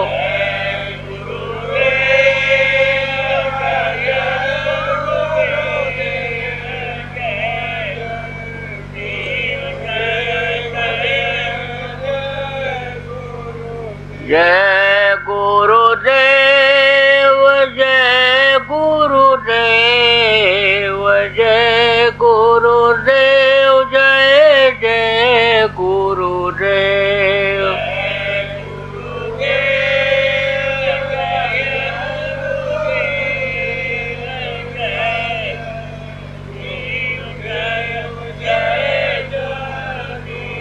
इसी तरह से जय गुरुदेव नाम की ध्वनि रोज सुबह शाम आप लोग घर में बोलो और परिवार वालों को बुलवाओ। बोलो जय गुरुदेव।